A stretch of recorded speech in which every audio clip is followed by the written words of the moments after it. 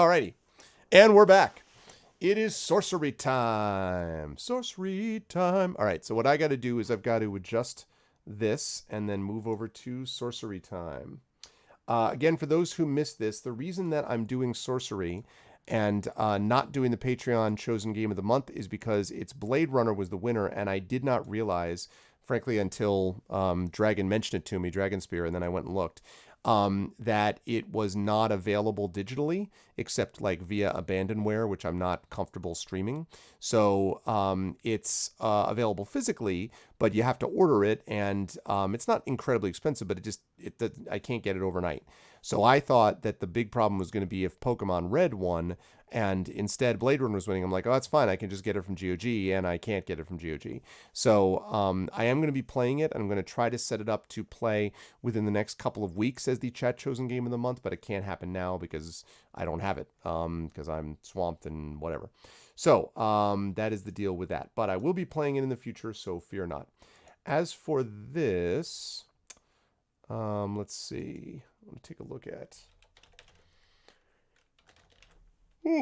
Excuse me. We are looking. Wo befindet sich die Bibliothek? Where is the bibliothek? Where is the library? It's here. I like it. I like it. Okay, our day 4. This is day 4. Wow, we are already into day 4. That is hard to believe. Okay. I am going to bookmark this for later use. Okay. All right. So let us go to the dashboard here. Day 4. Our streams day 4.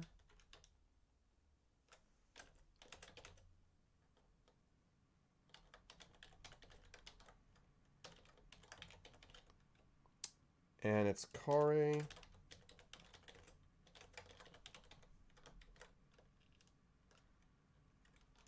Of Sorcery, Khare, Cityport of Traps. All right. And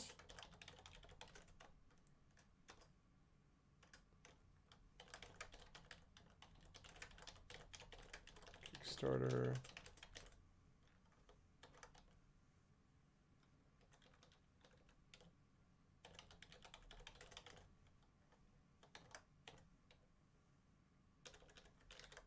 Okay, so day 4 of Sorcery. I'm just updating here what we've got. Loving is what I got. Remember that. Loving is what I got. Giveaway at. I don't mind if my dog runs away. Don't get tired of the bills I have to pay. Bow. If my mom smokes pot. Okay, just went my car and see. Okay. Lovely. All right. So category, and this one actually has, yeah, we still only have Sorcery 2, but that's still pretty good. All right. We're gonna get rid of that. Oh, my battery finally gave out on my wireless thing. By the way, shout outs to not only my Logitech wireless mouse, but to these, Eneloop Pro. These are from Eneloop Pro, which I think are Panasonic. These are really good batteries that last a long time, these wireless ones. Wireless.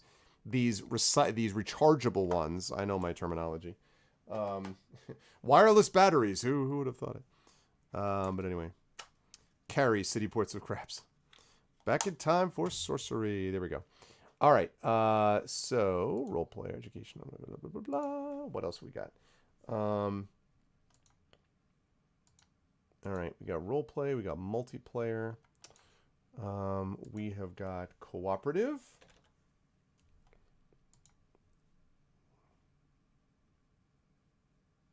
Oh, nice, Brahms, with Lex Arcana, nice. Yeah, they run a car. Dude, batteries, that's where it's at. That's really where it's at. It's actually amazing to me, since I got this phone, which is a OnePlus 6, which is a really nice phone, since I got that phone, I have been amazed, and I noticed it then with my laptop, my new laptop, with the fast charging batteries. Like, this thing, if it's down to 10% and I plug it in, this thing will be charged in a little over an hour. It takes a little over an hour to charge 90% of the battery. That is ridiculous. I love fast charge. And the interesting thing was the way they do it is the charger is basically in the unit that plugs into the wall or into the power strip. So that means that the phone itself doesn't really get heated that much. In the old days, the phone itself had the charger, and that meant that it would heat up, and that could cause problems with explosions like the Samsung Galaxy thing. But they put all the charger there in the actual charger like plug, which is pretty cool. So yeah. Yeah, and I used to have Notes, and I like the Galaxy Notes, but I got to be honest, I've never looked back. This thing is great. I love it. Becomes wireless charging, yeah.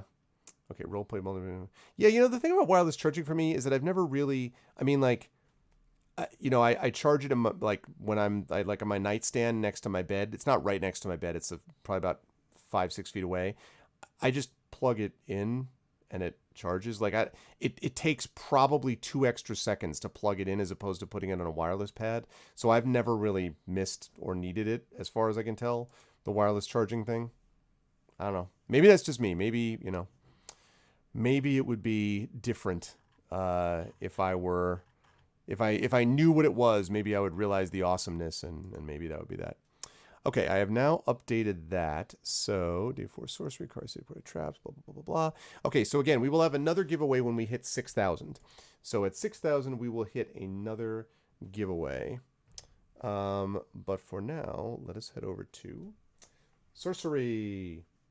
Yeah, no, the Note, again, I had a Galaxy Note 4 and a Galaxy Note... What are we up to now?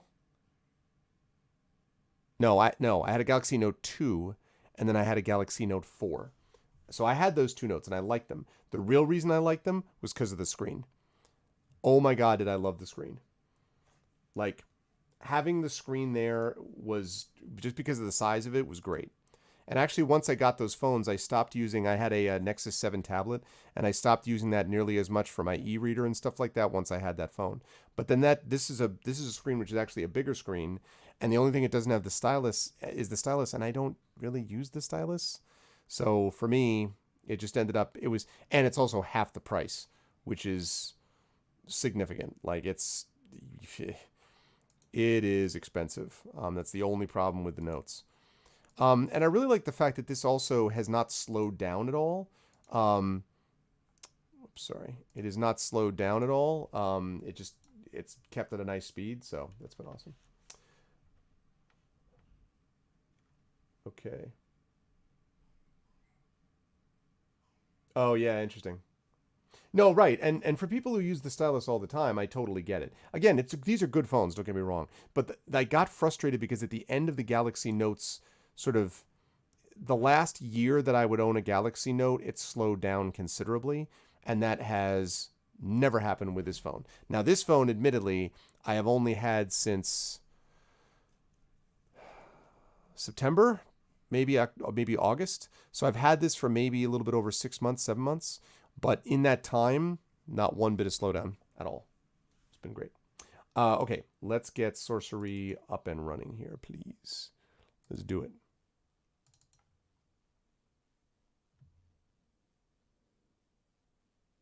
Yeah. Yeah, but I actually like the Oxygen, which is their sort of local system. I like it a lot. So, okay, here we are. Now, let me catch everyone up on what exactly this was all about. So, we are here in Khare, the Cityport of Traps. And as a reminder to folks, in the first, I don't think we have actually the story so far, but in the first book, we ended up playing through the Shamutanti Hills. Our character is trying to get back the Crown of Kings from the evil archmage in the fortress of Mampang. He has taken the thing from us, and that means that our nation will fall into ruin unless we can get it back. We can't assault his fortress with an army. We can't, can't be anything like that. It's got to be the sort of solo agent, basically. So we are the person who's done it. We went through the Shamantanti Hills. We had a very eventful time, a big battle against the Manticore at the end, but we made it through, and we got a key. We got gold. We still don't have any rations, but at least we got money this time. And so we enter Khare, the city port of traps, which is well known to be an evil place to get through. Very hugely crowded, a sort of bunch of cutthroats and thieves and all that stuff, so we're going to have to keep our wits about us. But we got to get out on the other side, because if we zoom out of the map here, I love these maps, we're trying to get over here to the north gate, and once we can get here and through, then we have to go into the backlands, and this is where Book 3 takes place, the Seven Serpents. So right now, we are down here, having just recently gotten out of, we had a friend who helped us out. I actually don't remember his name now. But we had a friend who helped us out and brought us through. And so he is now in the city somewhere, and we are now going along exploring ourselves. So, yeah, it sure is a giant town. That's right. So we're going to go on to the low building and see how things go. Oh, actually, wait. Before I do that, I also have to fire up Arvbot.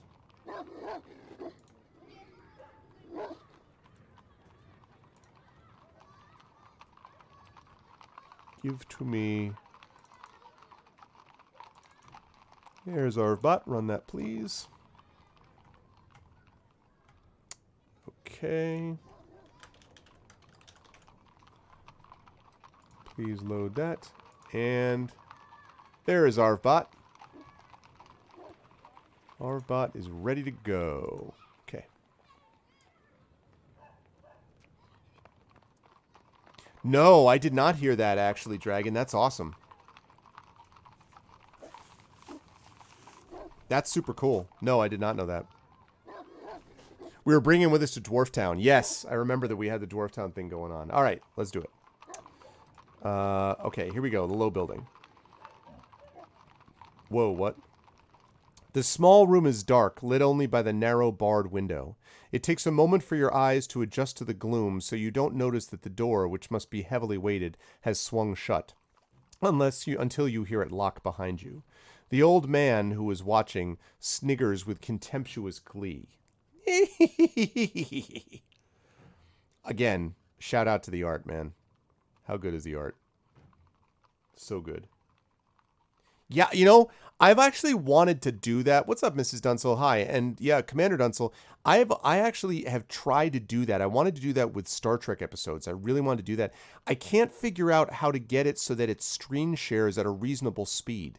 Because I have Amazon Prime, and all of the Star Treks are available on Amazon Prime Video. I wouldn't stream it on Twitch, but I would love to be able to do that as like a subscription goal, or as like something like that, which we could do once a month or once every other month or something via Discord or Zoom or something.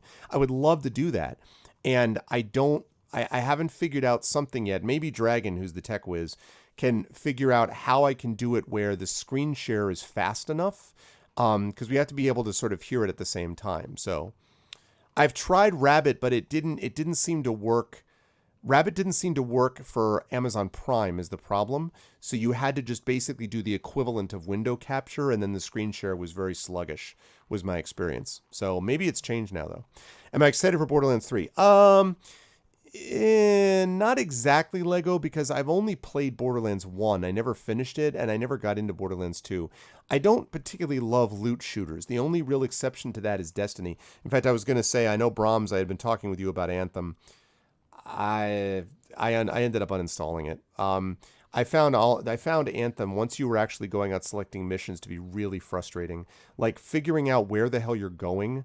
And I'm not just talking about getting your handheld. Like, I think the map is incoherent. It's not even clear how you pick the actual missions. The gameplay is not, to me, that great. Like, I haven't... The gunplay doesn't, I don't know.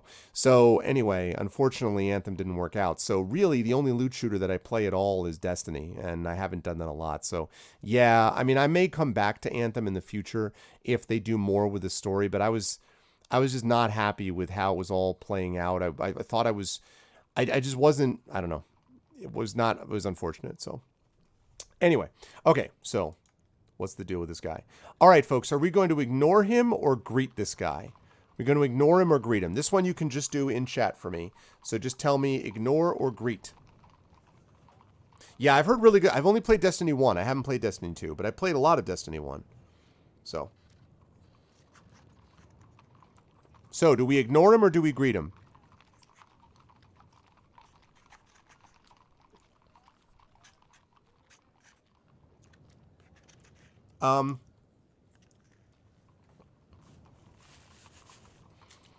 The last time I checked, Dragon, I don't want to do it right now because I'm streaming, but the last time that I checked, my speed test was like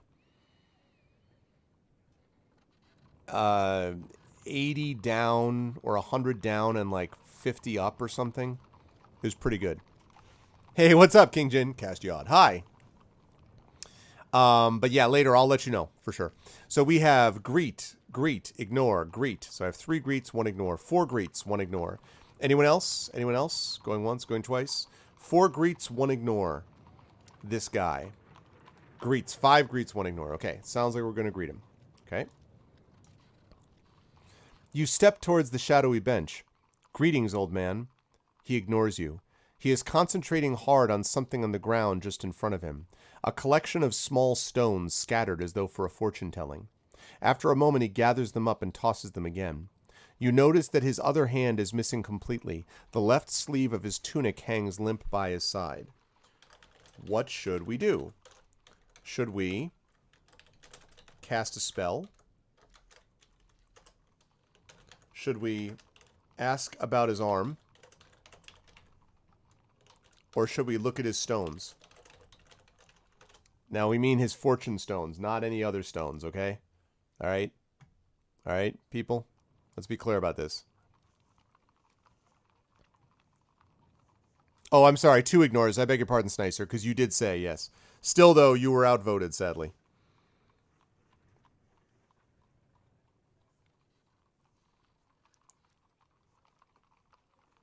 Yeah, it's a $sign for this one, Mrs. Dunsel. $sign vote.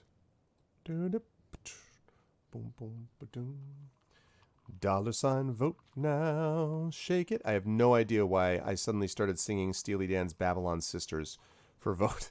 It's a great song, but I don't really. So fine, so young.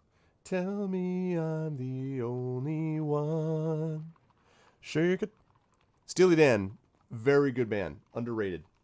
Underrated band. Oh, I also forgot to mention that our god right now, or our spirit, is the gorilla. The king of the great apes, a creature of honor and good faith who accept both danger and misfortune as traveling companions without hesitation. But our spirit is far from you now because we used him not that long ago. So, acquire scones. What's up, Ghost of Christmas Future? All right, so it looks like we're going with look at his stones, okay? You step over to peer at his stones, but he snatches them up quickly into his palm. If you want to play, he says defensively, then you have to bet. Do we want to say play what or I don't want to play? This one you can just do in chat. Play what or I don't want to play. Yeah, hot. We say play what or I don't want to play. So Dragon Spear says no. Nonstop says play, play, play. No, play what, play what, play what, what? 4 play whats, 1 no, 4 play whats. 5 play whats, 6 play whats. Oh my goodness, I think people want to play. 7 play whats. Ask a bunch of gamers if they want to play a game, right? This is the action you get. This is pretty much a slam dunk. All right, so everybody but Dragon Spear is like, let's play. Play, I just got here. What are we playing? What's up, Uncle Elias?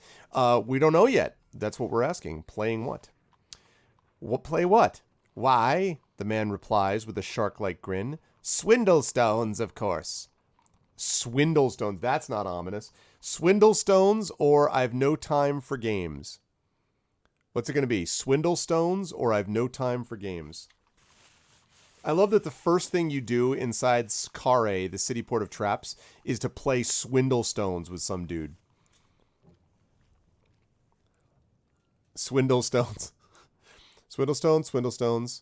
No, no, Swindlestones. No, no. Everyone's freaking out. 1, 2, 3. We've got 3 Swindlestones. We've got 1, 2, 3, 4 no's. Ghost, I think you're behind, Ghost. Spell was the last vote. Saw guy, do you want to play a game? Swingle, like no thanks. Swindle, no, no, no. Okay, it sounds like you guys are saying no. Nope to the swindle. Swindle stones, yeah, it looks like most people are on the no.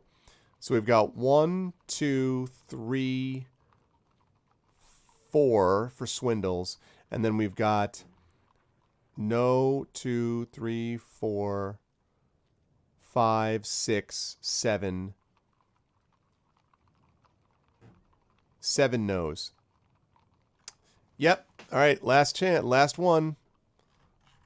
Last chance. And... all right, I have no time for games. I have no time for games, you reply, tired of this foolish old beggar. Everyone should have time for games, the old man replies. That's the only way to learn, you know. And there's plenty you need to learn about Khare, believe me. What do you mean, or cease your ramblings? What do you want? What do you guys think? Again, just in chat you can tell me, what do you mean, or cease your ramblings? I used to be a swindler like you, and then I took an arrow to the arm.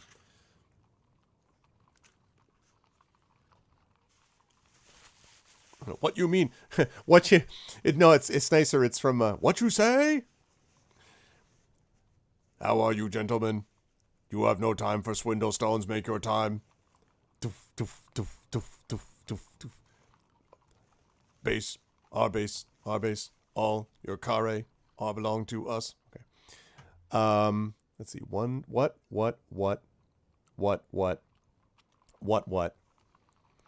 Looks like mostly what. Mrs. Dunsel has a cease your ramblings. And Aradinel, I'm not sure. Stab in the head. Is that an abstention? Aradinel, is that an abstention, or are you making a decision? I want to make sure I'm clear.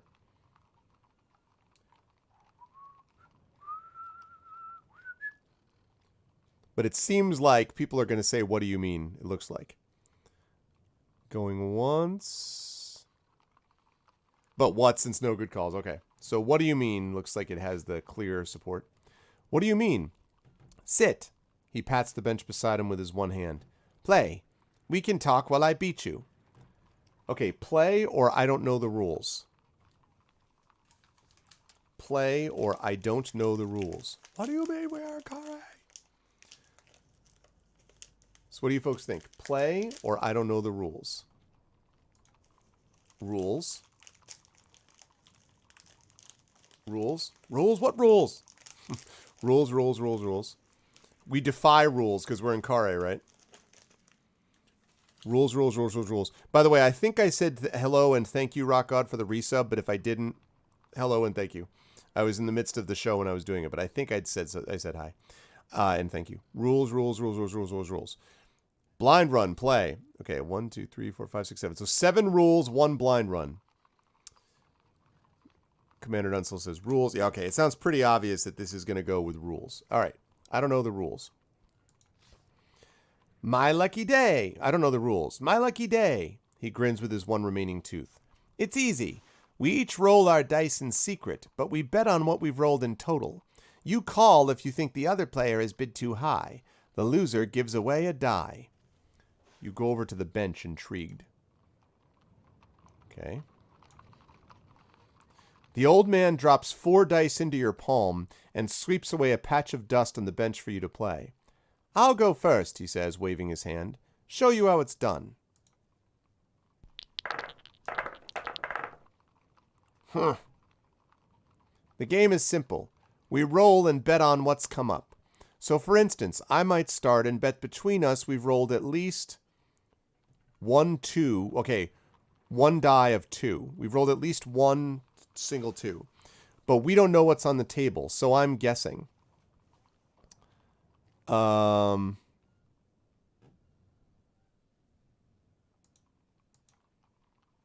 Make a bet on the combined dice held by you and the old man.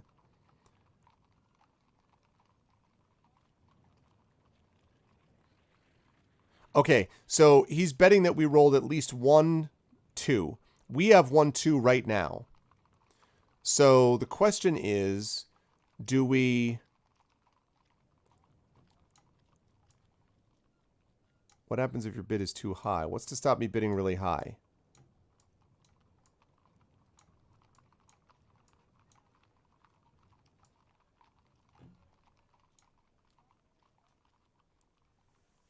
Oh, sorry. Hold on.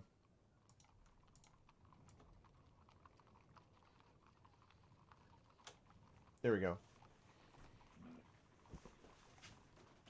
They look like, yes, they look like 8-sided dice. They look like 8-sided dice. So in other words, I rolled a certain number of dice, he rolled a certain number of dice. So either if I think your bet is too high, I call. So if I think that it's ridiculous that, like, so he says we have one, that between the two of us, we've rolled 1, 2, right? So my guess is we either call that if we think that he's crazy and that there's not that many. We're not going to call him because quite obviously we have a 2 in front of us. So then we can bet like a 3 or a 4. So right now we've got 1, 2, 3, and 5. And we don't know what he has. So do we want to say that there were 2 of these that were rolled? So in other words, do we think that he has 1 2-sided, 1 2-dotted die in front of him? Everyone understand what I'm doing? Does that make sense that we have 2 because we've got that?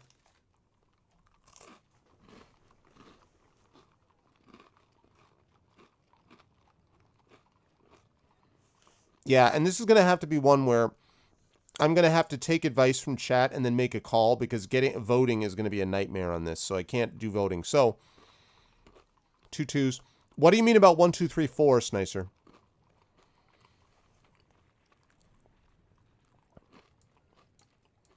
And what it is, by the way, is you only do this with one single die. So you can't do 1 2 3 4. You can roll a certain, you can say a certain number of dice that say a particular thing. So we know that we have one, we have a 1, a 2, a 3, and a 5. So at least one of those is on the board. We don't know what he's rolled, but he says that we've rolled at least 1. We've already got 1 here. So it's worth assuming that he also rolled 1, and so betting 2 is a good yes. Now, again, he could be bluffing. He may not have 1 2. A single 2. He may not have any 2s, but I'm sorry. Yeah, you're quite right, Snicer. A 4. Sorry. Yeah, so that's what I'm going to do. I'm going to bet 2 2s. Didn't you hear my last bid? That's a clue, at least. Unless I was trying to mislead you, of course.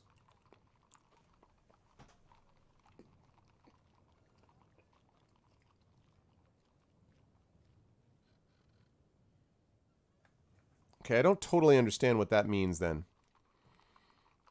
Unless I was trying to mislead you. So now he bids 2 3s?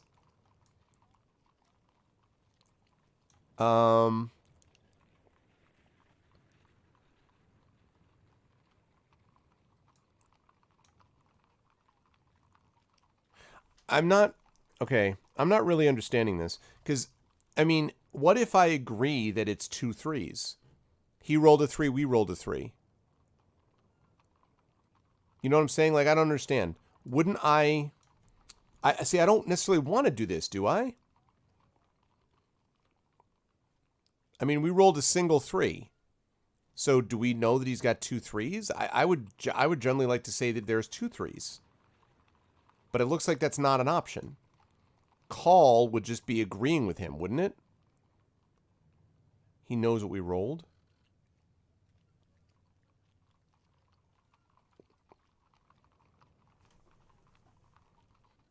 I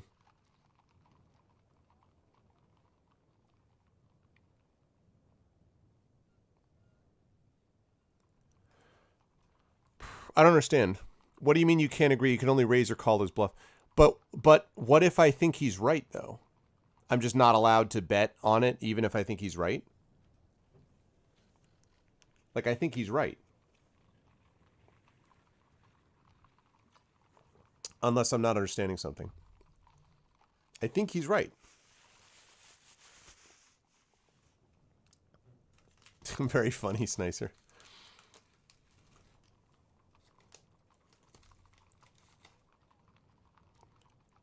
Do you guys know what I'm saying? Like, so the first one was to show us.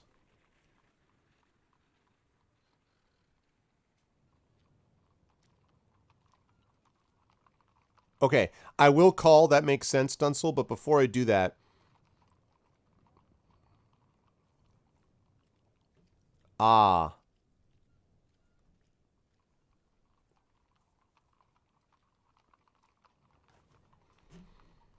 okay.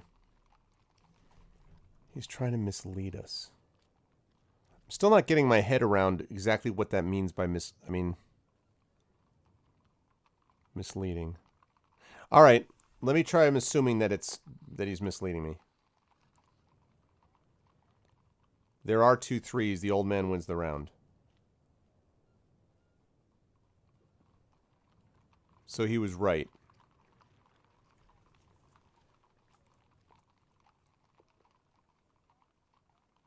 But what I don't understand is it's always a guess, right? Because it's the collective number. Isn't it the collective number? Like, it's the collective number that both of us rolled, right? It is a collective number. So then how would he mislead us? Isn't he taking a guess and assuming, like I am, that he's got a 3, I probably have a 3, so that's why he's betting it that way? I don't understand how that's misleading.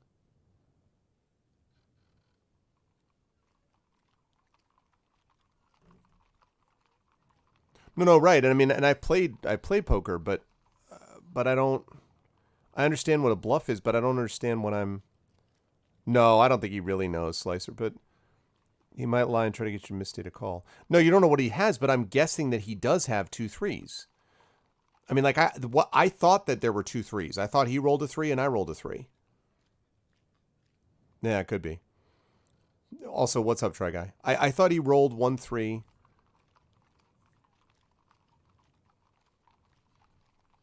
The stake goes high. Yeah, no, I totally get the idea of bluffing. I'm just not understanding what I'm bluffing on the basis of. Because in this case, if I...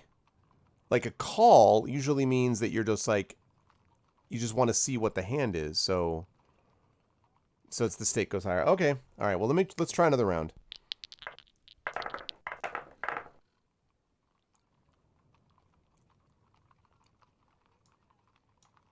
Oh, look at this thing. Look at above the thing. Let me move this.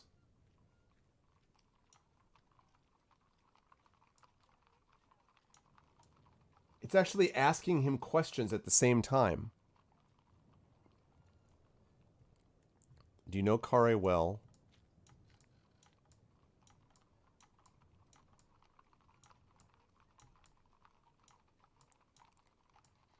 What's your name? Don't you want to get out of here instead of just bidding dice? Okay, so now I have to bid.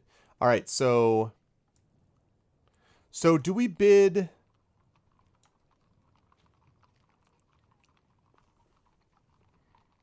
No, I think he still only has 4. I think Try Guy, he stays with 4, but I only have 3 now. I think that's how it works. But see, this is what I mean. Like, I'm confused about, yeah, middle numbers come up most often, yeah.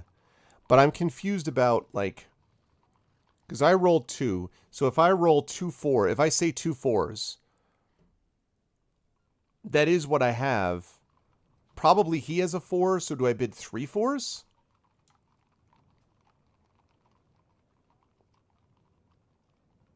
He has 5, really? Well, then I should be bidding 3 4s, shouldn't I? Because I have 2 4s myself. Out of 5 dice, he has 4 dice, right? You can see the 4 dice up here, guys. All right, here we go. Each player has a set of 4-sided dice which they roll and hide. Players bid on the amount of times the face value has been rolled across their own dice and their opponent's dice combined. Bids get higher and higher each turn. When one player believes their opponent's bid is too high, they call to challenge the bid. The dice are revealed. Whoever loses the challenge loses a die. Losing your last die forfeits the game. Okay.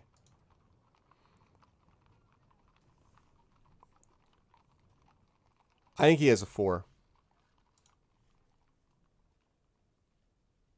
I do, and I know Khare dice too. Ha ha! Got it. Bam, we got him. Booyah. The round is yours. All right, so we've each got 3 dice.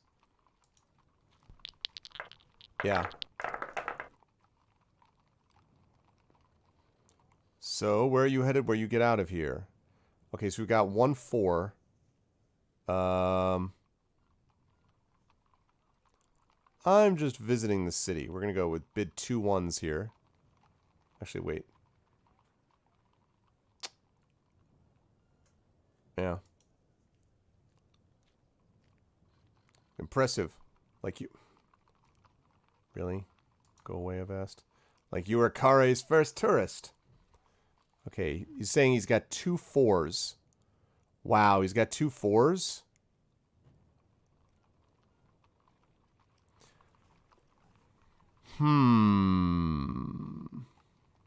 So I could bid 3 1s.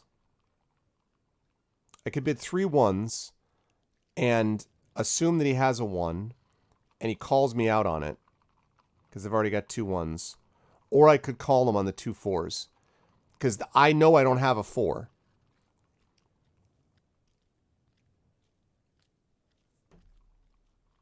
No, I know. I gotcha. No, right, but I'm saying, right, what I mean, right, I know that, Elias, but what I'm saying is since I know that I don't have a 4, that means that for him to be right on this, if I call him, for him to be correct, he's going to have 2 4s himself.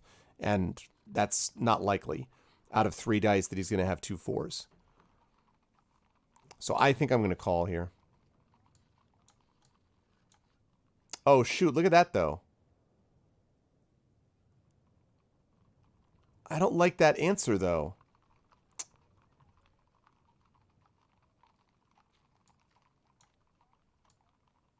I don't like that answer. I'm going to do this one. Bid 3 1s. I'm heading for the backlands.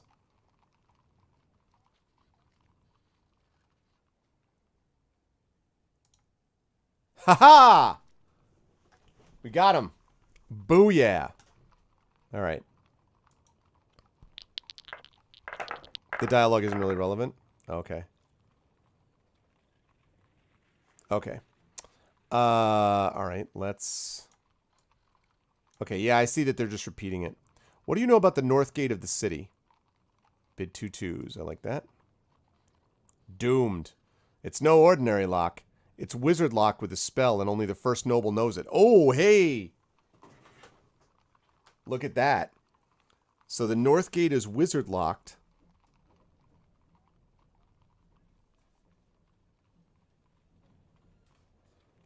Only first noble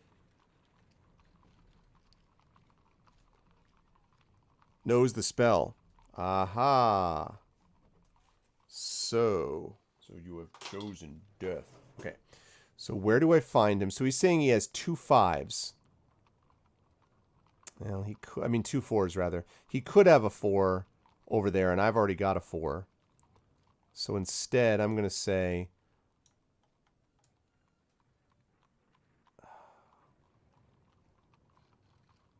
God damn it. Why can't it be this? Why can't it be this? All right, we're going to say this. 3 2s. Okay, bid 3 2s. Burp. Getting locked up here is as good a way as any to find the spell, seeing as no way is going to work. Ha-ha! 1 again. All right. He's got 1 die. I got 3. This is going to be like Gwent. We need to have a new Swindlestones. He's got 1 5.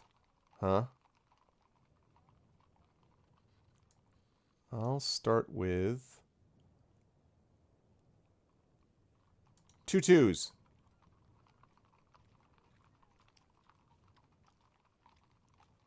2 4s, huh?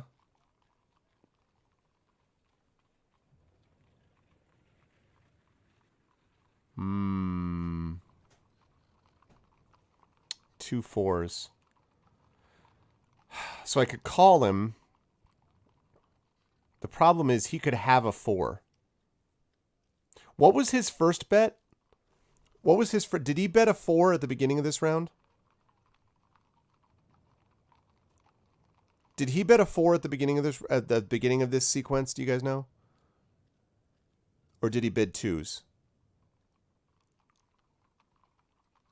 Because if I bid 3 2s, then I'm taking a, you know, like, he bid what? What did he bid? He bid 4s, yeah? He bid 1 4. Could be trying to mislead me.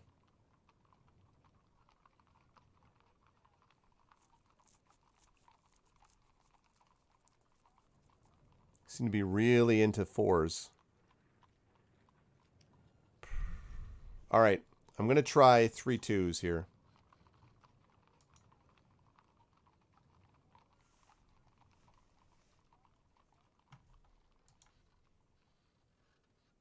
Only 2 2s. All right. Okay, got a 4 and a 3.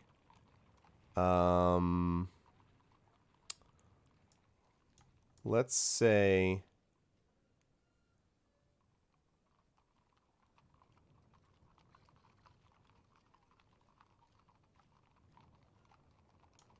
Let's say 1 3. Have you seen the room prices in Khare? No, I suppose you haven't. He bids 2 2s. He bids 2 2s? That's cute, since I don't have one. Call.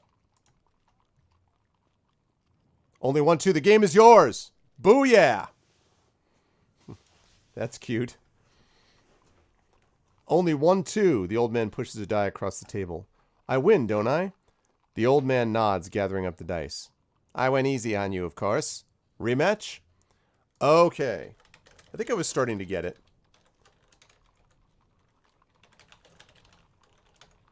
Okay, play again. Thanks for the game. Or enough. Yep. All right, what's it going to be? Play again, thanks for the game, or enough. First try lucky right there.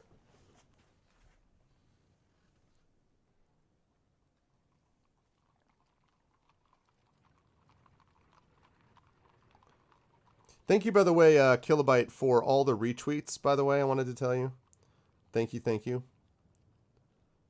Let's see. Oops, sorry. Oh my God, stop.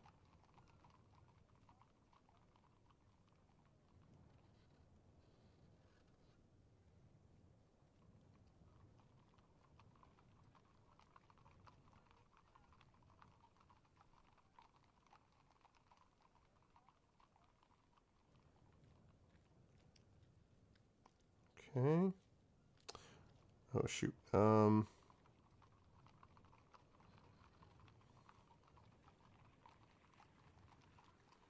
right, but yeah, thank you, Kilbot. I'm just retweeting. I'm retweeting what you just did, and I'm checking out this other thing. So bear with me 1 second. Just responding to stuff and. Ooh. Wait, is it true? Is this true? Ah, look at that. Now, who did that? Aw, man, someone just dropped the pledge down again. Now we dropped down below 57.83, although we're at the same number of backers. That's a bummer. Nobody did that just to get the giveaway and then back off, did they? Did they do that? Rocka, that's funny. I think it was Kilobyte. Anyway, in general terms, that's still fine. That's alright. It's okay. It's kind of a bummer, but that's okay. Why you do this? I mean, we still have the same number of backers. 57.83 is okay. I was just hoping that we would... My goal was to try to get to 5,800 by the end of the night. So... But yeah, it needs to stay bid and pledged at that level, or it doesn't really help. But anyway, so we just vote in there. But we're still at the same number with backers and all that, so that's okay. Because ultimately, if we can get to, if we can break 6,000 tomorrow, that would get us 75% funded, and we would be only...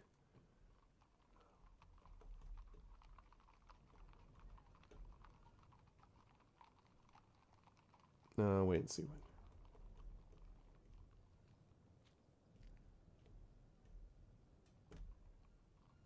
We'd be about 10 and a half days in, and we'd be 75% funded at that point. Oh, no, no, no, no, no, no. You don't, no, trust me, that's not asking people, that, again, Kill, like, and again to everybody, please do not misunderstand. I'm not asking anyone to pledge anything that they don't, I mean, like, no, never a requirement, really. Any amount that anyone's been able to help, including if you can't, and you're just spreading the word, is totally understandable and fine. So believe me, I do not want to push anybody. Okay, so we're going to go with thanks for the game. All right, thanks for the game. Oh, sorry, Dragon, but you were registered. Thanks for the game, you say, standing once more. I enjoyed beating you. The pleasure was mine, the old man says bitterly, putting his dice back into his pocket. He leans back against the stonework and hums quietly to himself. You have found one new clue. That's interesting.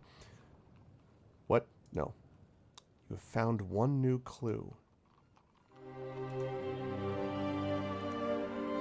The North... Ah, so they keep your clues up there. The Northgate spell is only known in full to the first noble of the city. All right. Lovely. Okay. So now we have 3 things we can do. We can... Yeah, man. Let's see. We can wait. We can talk to the man. Or we can try and escape. What's it going to be? Wait, talk to the man, or try and escape?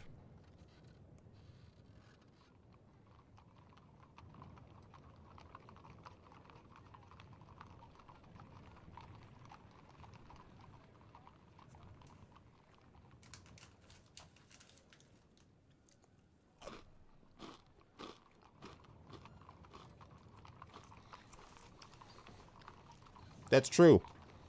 We got our boy that we're supposed to go to Dwarf Town with. Or maybe our boy Flanker.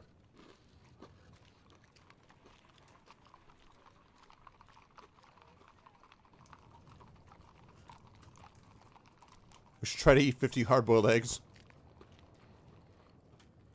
No, isn't this the part where we start practicing climbing up the walls? And then everyone starts chanting down below, rise, rise, rise, rise. And then we tell the guy, don't give us the rope.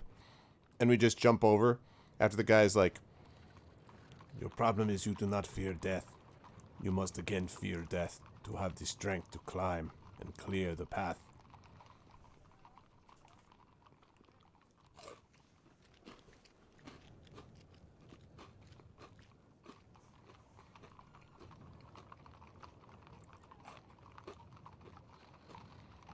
Okay, we got wait, talk to the men who are trying to escape. Okay, last call.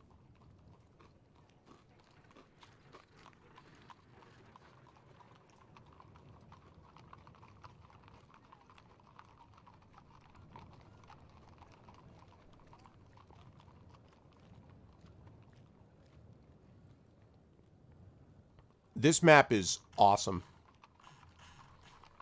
I mean, again, like, straight up, I would love to have maps of these different... The Shamantunti Hills, the city. I love maps anyway, but... Yeah, this map is awesome. Alright. We are going to wait. Let me actually make it official. Okay. It really is, yeah. And they say it keeps getting better. You settle down to wait. Hours pass, but the guards do not return. Night falls and you stretch out on the floor to rest. No doubt when the guards come in the morning, you'll be able to persuade them of your innocence. You have already eaten today, so you are quite comfortable. Soon you are feeling sleepy. Across the room, the old man is already dozing, or pretending to doze wrapped in his rags. Can you afford to sleep? What if he attacks you overnight, or what if the guards come? Will you trust him or stay awake? Yeah, mapception. Trust him or stay awake. This one you can just do in chat.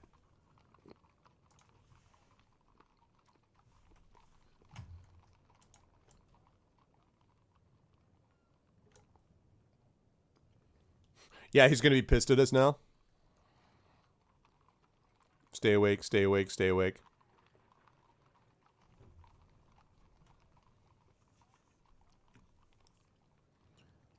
He just likes to play games, trust. Stay awake, stay awake, stay awake, trust.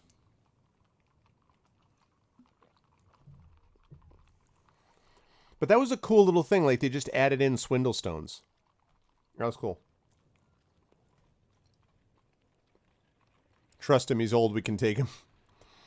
Stay awake, stay awake, stay awake. Stay awake, 4. 4, stay awake, 3, trust. 4, stay awake, 1, 2, 3, trust. 4, stay awake, 3 trust. He's old, we can take him. 4, stay awake, 3, trust. Going once. Going twice. And it's true, yeah. It seems like jail is like a normal rite of passage for people here. Stay awake, it is. You sit up all night, but nothing happens. The guards are quite happy to leave you to rot, and the old man sleeps soundly. Got a point of stamina, though. Strange thoughts. Strange thoughts besiege you in the night. You imagine the wall like a towering monster drenched in moss and slime, the gate its wide open maw. As you watch, it reaches down with fingers made from flagpoles and skewers the old beggar man, lifting him flailing into the air. Meanwhile, the one-armed prisoner throws the knuckles of his missing hand onto the bench over and over, calling endlessly to himself. And it is as though you can see the crown sitting in the dust on the far side of the north gate, so close and yet out of reach. By morning, you were thoroughly exhausted. The next morning. Sunrise comes eventually, and with it the guards. They open the door and leave it propped without explanation. The old man is out in a flash, and you emerge behind him. Okay, follow him. At the main street, he turns right away from a barracks. Then he reaches another junction and turns right again. Okay. At the end of the yard, the road splits. Looking left, you can see the guard lined up in rows, running drills. Best not to head that way. To the right, the road leads towards the first buildings of Khare. Okay, let's head into Khare. You follow the road away from the yard along the bottom of a cliff edge. Do you want to look up at the cliff or keep walking? What do you think? Look up at the cliff or keep walking? Keep on rolling. Keep on rolling. Roll with the changers. So we've got look, walking, look, look. 3 look, 1 walking. Okay. 3 look, 1 walking.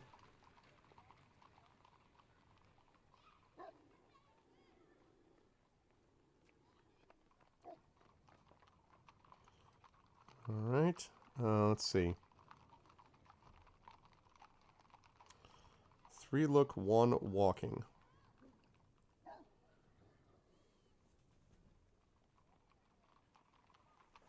Cool.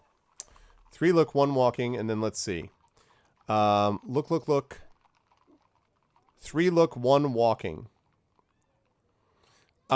We got thrown in jail for no reason that we can determine. That's basically what, Dragon. So 3 looks, 1 walking. It looks like Dunsel's a look. Arundel's a look. 5 looks, 1 walking. All right, last call, last call. 5 looks, 1 walking. 5 looks, 1 walking. And we're going to look up at the cliff. Khare is built on a series of natural steps. In the past, the river flooded every autumn, drenching the land and keeping it fertile. But since the city was raised and the river dammed, the floods have stopped. Now the trees look thin and skeletal, and the soil underfoot is like dust. Suddenly, something erupts from the tree line overhead and rolls down the slope just in front of you. It is a body. What should we do? Do we keep back? Do we approach? Or do we run for it? That's not suspicious at all. Run for it, looking over your shoulder suspiciously.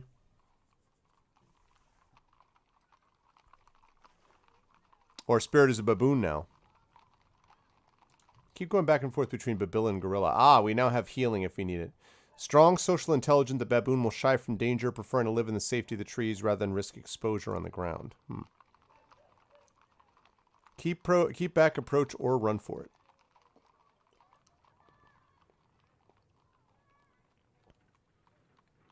Approach. Of course, approach. Mrs. Dunsel does not fear the body, nor does Commander Dunsel fear the body. Everybody, yeah. Fear the body. Fear that body, yeah. Crown of Kings, all right. Oh my God, we're back again.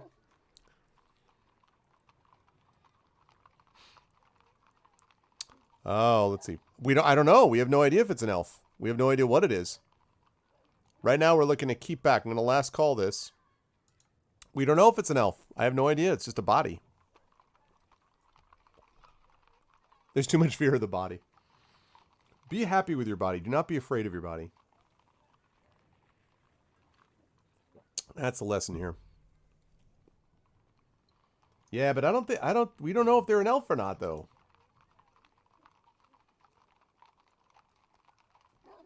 Yeah.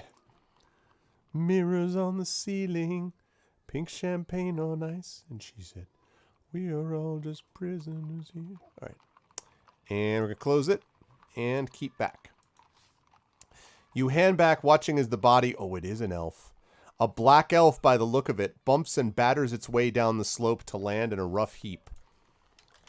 All right, so what should we do?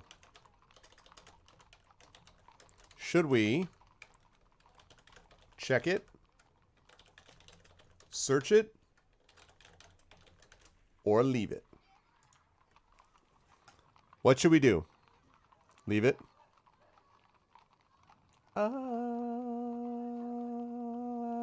Leave it. Boom, boom, boom. Two down, there you go, in MacArthur Park and the driving snow. Uptown, you're giving it up, better lay your claim. Get home, you're not alone, 'cause you just got out of the danger zone. Read out of something else, don't remember the line.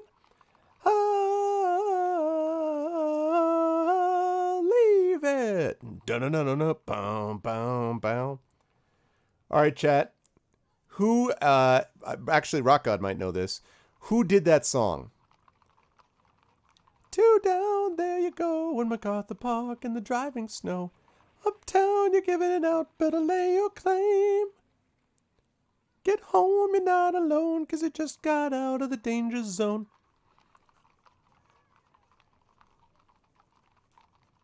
Famous band. But that song isn't like standard for them necessarily, so.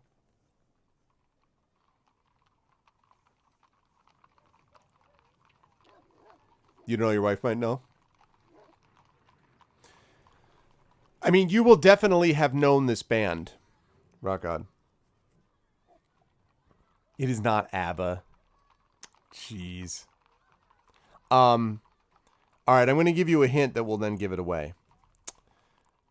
Don't, don't, don't, don't, don't,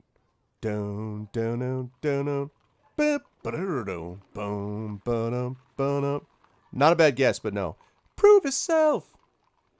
You are the ones you make. You, and that's the only way. Take yourself. You are the something else. So the story goes. Owner of a lonely heart. Owner of a broken heart. Much better than a owner of a broken heart. An owner of a lonely heart. Boom, boom, boom, boom, boom. Yep, that's right. It's Yes. That's Owner of a Lonely Heart. So that first song that I was singing is also by Yes, which is why you should have known, because that is way out of my range, okay? That whole part where they, get home, you're not alone. That's what happens when, like, I do not have that dude's range. So, yeah. So, but anyway, that song by Yes was Leave It. And the second song that you just heard me singing was Owner of a Lonely Heart. And most people know that. But this song was Leave It, also by Yes. Yes is the band. And of course, you folks know that the other song that Yes is famous for is the I'll be around about. I'll take you out and out and out. I'll bet the day away. Doing even in the valley, in and around the lake. Mountains come out of the sky and they stand there. Sorry, it's a good song. I just need to become a castrati. Yeah, no joke. Some of those guys, like with their range like that. I was listening on the way home today with my daughter. We were listening to Earth, Wind, and Fire, September. Like, it's a great song, but how did like, something in September. I mean, I can't. And that's even in falsetto. Never was a cloudy day. And like, it's too damn high. Whoa. Oh, I was just... Okay, we got tied for Search It and Leave It. I was too busy singing.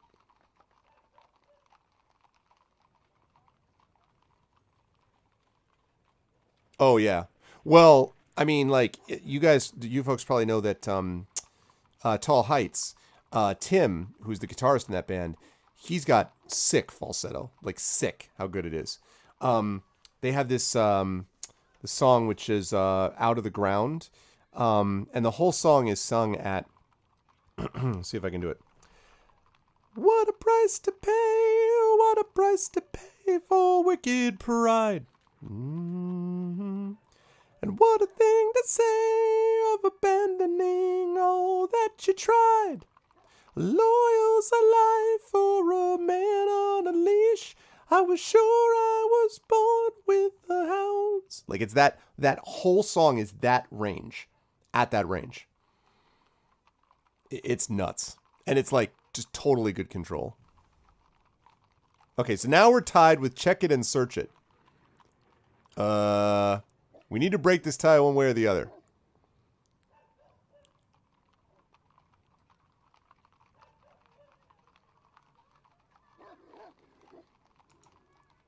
All right, Check It wins. Here we go. Okay, so you were going to say check it anyway. All right. You go closer and check the corpse. It is pretty clearly dead, though whether it was dead before being thrown down the cliffside is impossible to tell. Do we search it or leave it? Search it or leave it? This is, I think, what Dunsel was just saying, right? Mrs. Dunsel says search. Killbite says search. Leave it. So search, search, leave it. Search, search, leave, leave. Search, search, search, search, search, leave, leave. Okay, 1, 2, 3, 4, 5, 6. Oh, sorry. 1, 2, 3, 4, 5 searches and 2 leaves. All of a sudden, I feel like we're talking about Brexit. How many want to remain? How many? Might have cooler loot. We must search. Okay, 1, 2, 3, 4, 5. So 5 searches and 2 leaves. You just check to make sure it's dead. We can leave it. Cut out its heart for a spell, like the elf heart spell. And then Aradinel wants to search as well. Okay, so it looks like we're searching it. You waste no time, but hurry over and search the corpse's pockets. There is no gold to be had, but it does have a strange black mask strapped to the back of its head. Don't we have a spell? Don't we? Isn't there a spell that we use that requires a black mask? Green-haired wig, bracelet of bone. Ah, look! Gak! It allows us to cast Gak.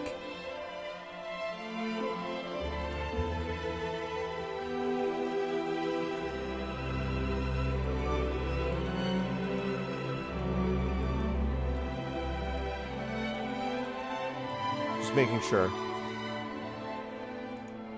Okay. So do we want to get that? We taking the mask or we leaving it?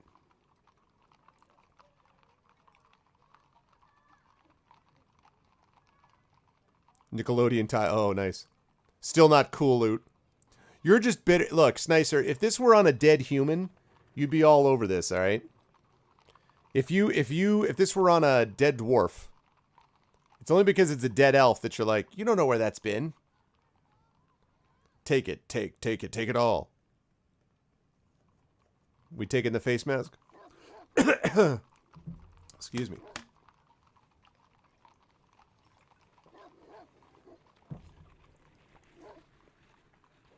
Yeah, take it all. Dead dwarves don't dance. If it was a human, I'd be stripping the guy down. Take. And leave. Okay. I'm getting ready to take the mask and take it out of his hide. There you go. Right, exactly, Killbite. You unstrap the black face mask from the elf and slip it into your pack. There's nothing more to be done. You were too late to help after all. You continue along the path. You pass an inn closed up for the daytime before reaching a crossroads. A crossroads.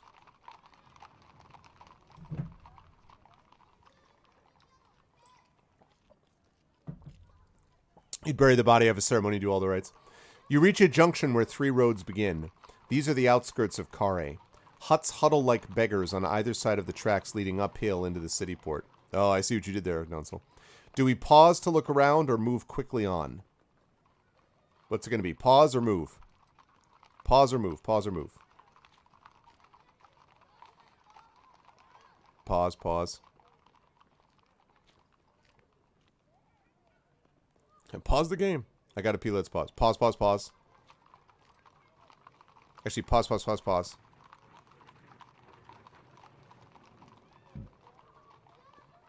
5 pause. 6 pause. Oh, no, actually 5 pause still. It's nice it was coming up with a different spelling of pause, but it's still pause. 5 pause.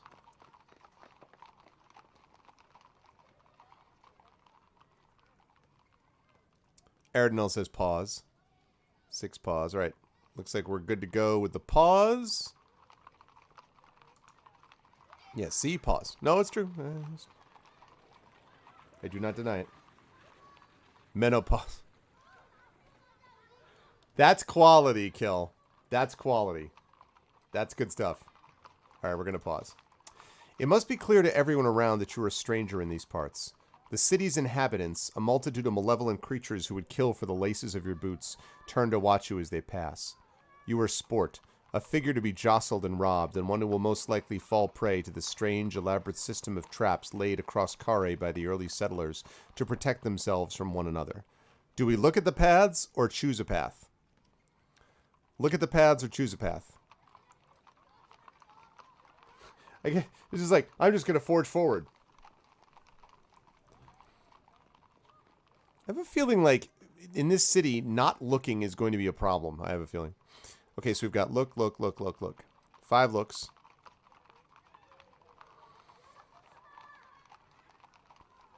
I'm going to last call this because that's a pretty definitive answer on chat's part. Look. 6 looks. Eyeball the path intensely. 6 looks. And no choose path.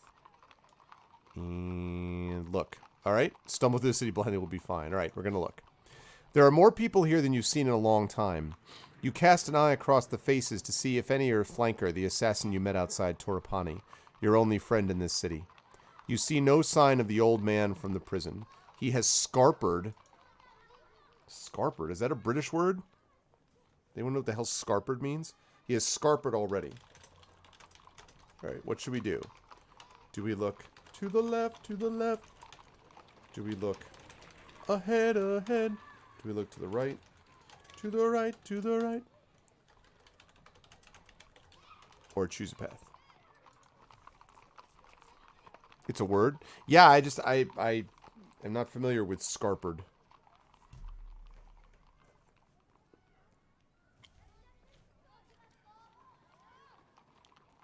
It means to run away. Oh, well, then they used it properly. What's up, Build? Yeah, I you learn something new every day. Now I can say, like, are you going to scarper away?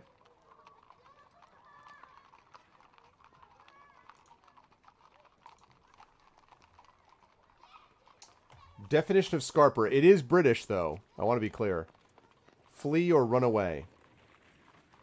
Sir Robin bravely scarpered, he scarpered, and his lungs cut out and his tongue cut out and a Synonyms: bail, bail out, begone, book, bug off, bug out, bugger off, buzz off, clear out, cut out, depart, dig out, exit, get off, go off, move, pack, upper off, part, peel off, pike, outer off, pull out, push off, push on, quit, run along, sally forth, shove off, step along, take off, vamoose, walk out. Thank you, Merriam-Webster Dictionary. Scarpedo scarping. Yeah, I know bugger off also. All right. So what's it going to be, folks? Look left, look ahead, look right, or choose a path. Yeah. Oh, excuse me. Like making off with ill-gotten gains type of thing. All right, we've got 4 votes for looking left.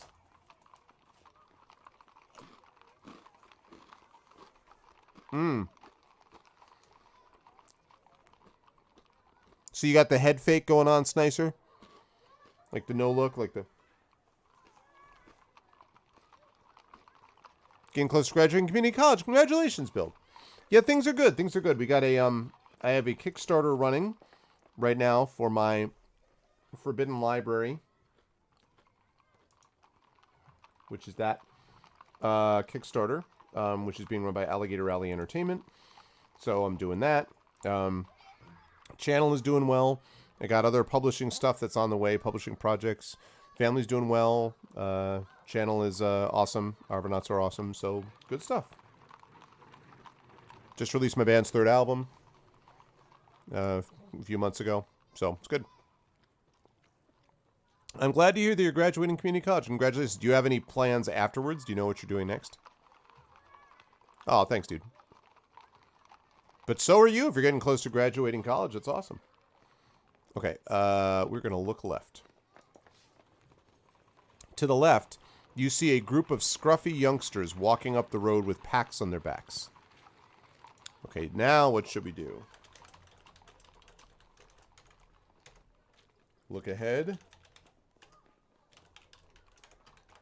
Look right. Or choose a path. Hey, welcome back, Shadowed. You're transferred to a 4-year uni to finish out a Bachelor of Science. Nice, dude.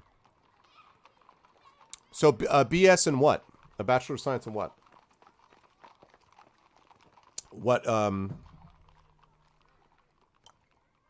What's the subject?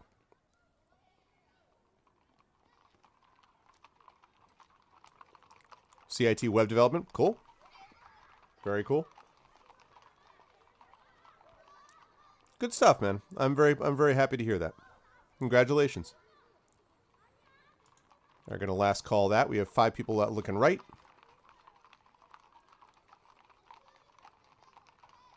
Last call, last call. Yeah, I'm really enjoying looking over at that. 5783. 202 backers. So that means that today we had... Okay, and he just announced that. So that means today we had...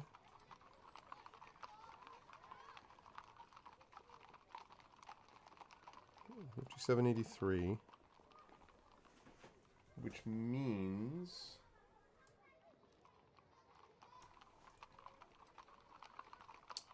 So, okay.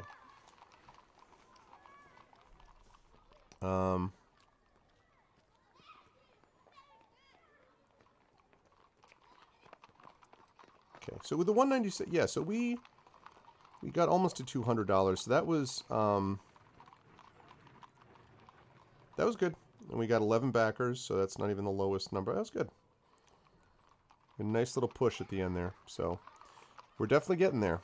We are definitely getting there. We are only $217 away from 6,000, which is 75% funding. And we're now only 98 backers away from full resolution digital maps, which is what's going to come as well. What degree are you going to be? Yes, exactly. It's called an abacus degree. Okay. So it's going to be looking right. To the right, you just catch a glimpse of the old man disappearing into a hut a little further up the track. Oh. So the old man from the prison is in a hut a little further up the track. Okay, so we'll have to remember that. So to the left, we've got the youngsters. To the right, we've got the man disappearing into the hut. So now we can just do this in chat. Do you want to look ahead or choose a path?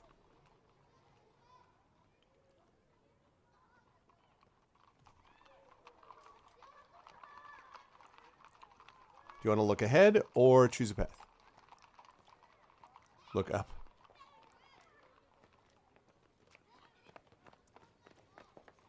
Good. Look up, look up, look up, look up, look up, look up. Look up. Look ahead, look ahead, ahead. Okay. Gonna last call this because it looks like everyone's pretty definitive about this. And look ahead. All right. Ahead is the main road into the center of Khare, its surface rutted from cartwheels. Further to the distance, you see fields. This is the route taken by supply wagons to the docks. The business of this place is confusing, but you will have to simply strike out. The north gate awaits. Just at that moment, a cart rolls down the road from the right and careens around the corner to take the main track ahead. On its back are stacked several crates. One teeters for a moment, then falls near your feet, its lid cracking open. So, what should we do? Look in the crate. Wait for the driver to stop. Or leave it. Yeah, so to the left looks like you got guards. To the right is the old man in the hut. And ahead of you is this path leading into the city, and then this happened. So, oh, look, we got another... Look, guys, we got another... Folks, we got another backer. 203 backers, 57.98. Nice. We're almost back up to 5,800. As long as it's not an elf.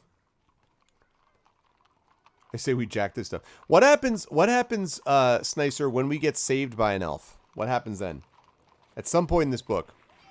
What happens if that occurs? What if he's a bro? What? What do you mean we stabbed him? What if he's a bro? What if he's like, listen, I understand that my people have done you wrong. I am deeply sorry, and I will make it my life's work to redeem my people in your eyes.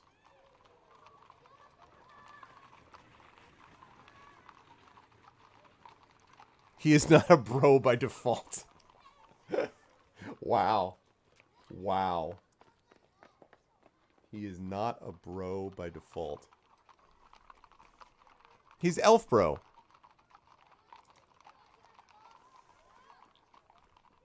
Elf bro, the bro-ish elf. Broing with an elf.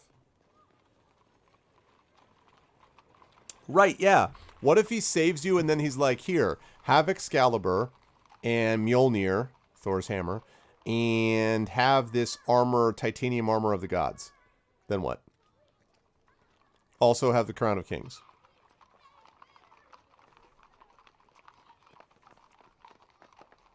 Is that possible? It is possible. So we got last call right now. Right? You decided to bake some scones. As long as you share with the chat, Jin. Both Mjolnirs. Wait a minute. There are two? I'm very lost about that. I only knew of the one Mjolnir.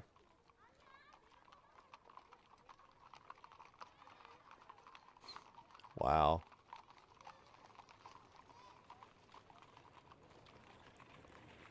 That's true, that's true. Except that mine have a basis in fact, Kilobyte.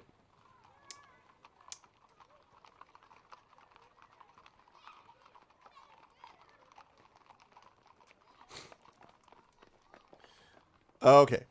So, looks like we are looking in the crate. Kneeling down in the mud, you prise open the crate with your fingers. Inside is a pile of smashed bottles. Thick purple liquid swills about, littered with shards of glass. There are perhaps 4 bottles still intact, but you recognize the smell. It is Blimberry, a potion with many healing properties. So, what should we do? Should we take 4 bottles? feel like taking 4 bottles is a trap, but maybe I'm wrong. Take 2 bottles. Or leave them. Take 4 bottles, take 2 bottles, or leave them. Rock God is like, loot all. Rock God just hit the big loot all button.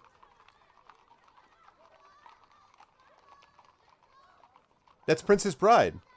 Oh, no, it's not. No, it's not. I like you, I kill you last. What is that from? I like you, I kill you last. What is that from? I was thinking of like, good night, Wesley. Sleep tight. I'll most likely kill you in the morning. God, I don't know what that one is from, though. I like you, I kill you last. Oh, man.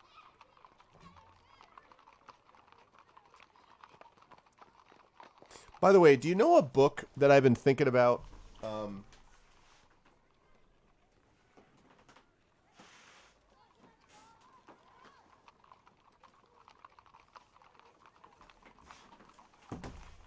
This is a book which is under the radar screen, and my father really liked it, and it's a book that actually did have influence, but nobody talks about it now, and it's this book. Anyone ever read the book Silverlock? By John Myers Myers. Literally, that's his name, John Myers Myers.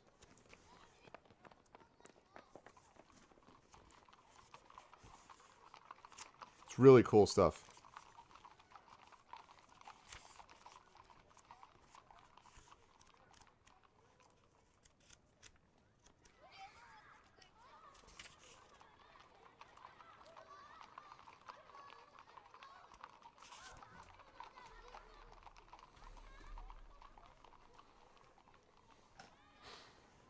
It was Commando. Oh, okay. We take all 4 and we immediately have to use all 4. Anyway, Silverlock is really cool. And the reason I mention that is because there's a line in here that, or I'm reminded of a line in this book that's like that. But Silverlock is really cool, but this guy who ends up on this island and he meets all these incredible mythological figures and everything, and it's good stuff.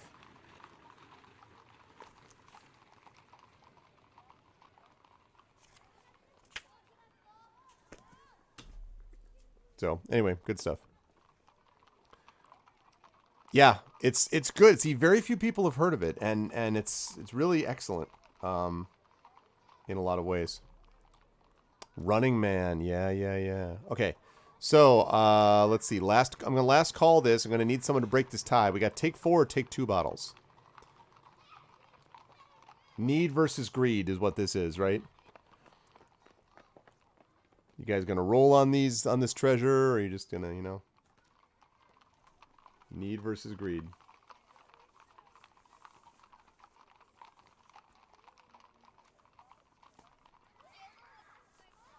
Ow. Take 4 bottles, okay. We need 2. They want 4, yeah. And it's need on everything. Loot all. Okay, take 4 bottles. You take all of the bottles, wipe them down as best you can on the grass nearby, and put them into your pack. A lucky find indeed. Blimberry juice will heal you and will also do for a meal. Wow. How about that? Blimberry juice. 4 doses of it. Damn. It's pretty impressive. Okay. So now we've got turn left, go straight, or turn right. So straight we don't know anything about. Left is where the guards are. Right is where we saw the man jump in the hut. So take everything, yeah. So are we going to do... Which one do we want to do? Are we doing right? Actually, I should put it as a poll.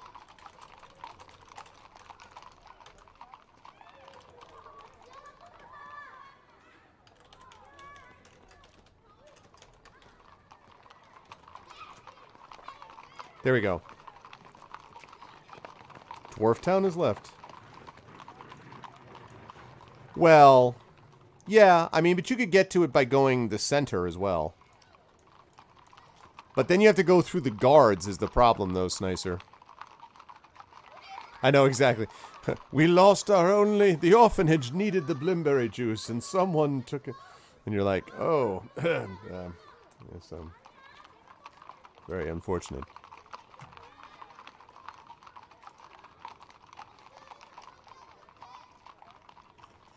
unfortunate. It's most unfortunate.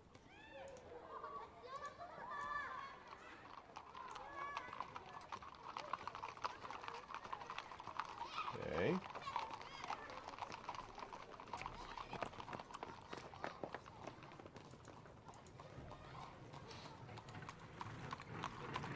Yeah, I definitely understand the thing about Dwarf Town, but it would be, you know, there is the whole issue of trying to deal with getting our boy, finding out what our boy's got in that hut. If he's like Jabba, the hut.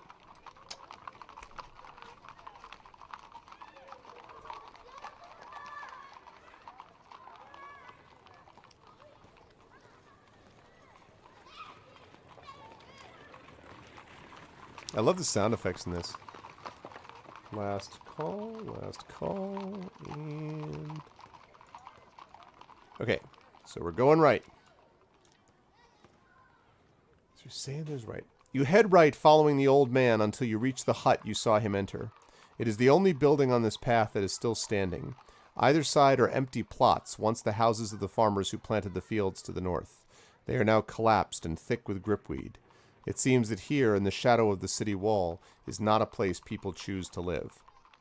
So, what should we do?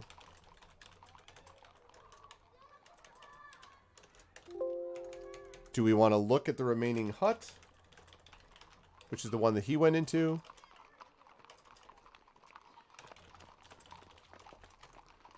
Look ahead? Or make a move? What's it going to be? Look at the remaining hut, look ahead, or make a move?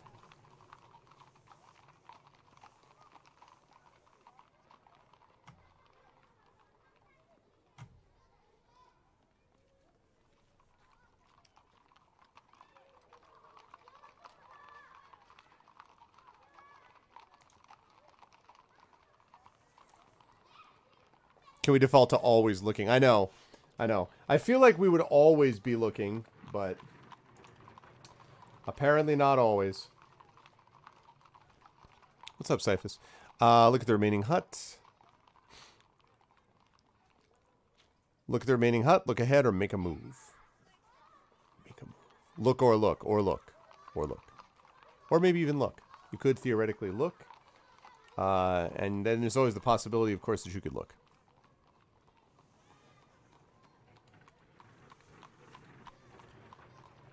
Alright. And... okay, look at the remaining hut. Alright, let's do it. By the side of the door to the hut is a sign delicately painted. Chainmaker. The door is just a crack ajar, and from within you hear a gentle tinkling sound, metal on metal, as though a creature in a chainmail dress was endlessly pacing the floor. Interesting. So, we want to listen at the door, look ahead, or make a move. Yes, true. Make a jump, jack your body. Strike a pose, there's nothing to it. Vote, vote, vote.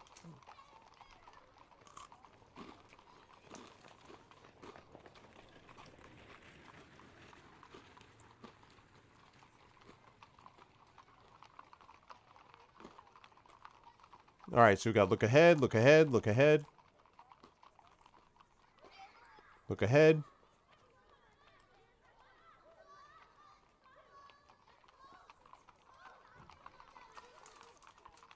We got a lot of look aheads going on.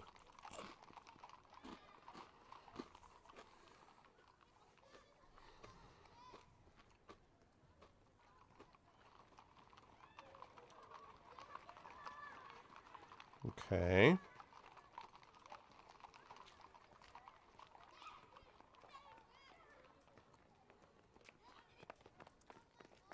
Yeah. The game was like, no, we got it. We definitely got it.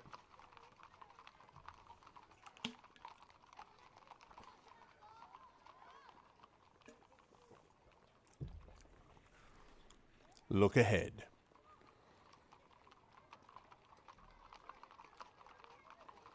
Looking ahead, looking ahead.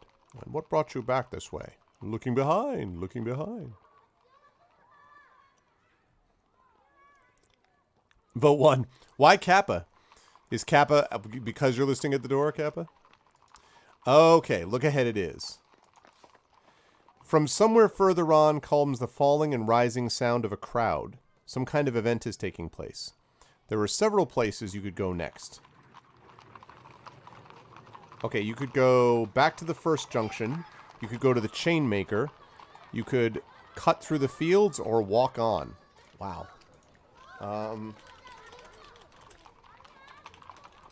Oh, wait. Where should we go? Should we go to... back to the first junction? Should we...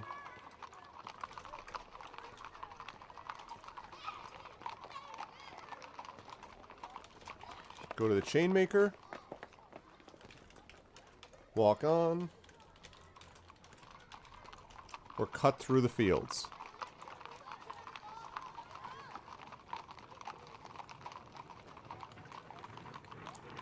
Well, if you're going to do that, then you got to get that vote for back to the first. Yep, there you go. There you go, Slice. It's nice, right? If you're going to do that. Then that would be the case. All right, we got a couple of votes for back to the first junction. We got a couple of votes for checking out the Chainmaker. 3 votes for the Chainmaker. Chain, chain, chain. Chain, chain, chain. Chain, chain, chain. Chain of fools. 12 long years. Ba, ba.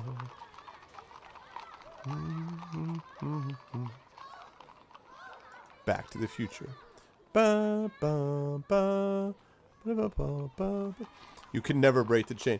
And if you don't love me now, you will never love me again. I can still say you're saying you will never break the chain, never break the chain. Don't listen to the wind blow. That's a good song. Who is that? I know Shadowed knows. Who did that song?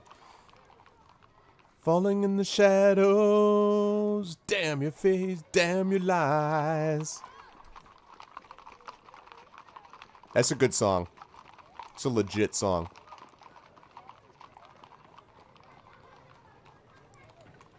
I'd have a hard time thinking. It is not ABBA. Fleet Mac would, pretty much. Yeah, it's Fleetwood Mac.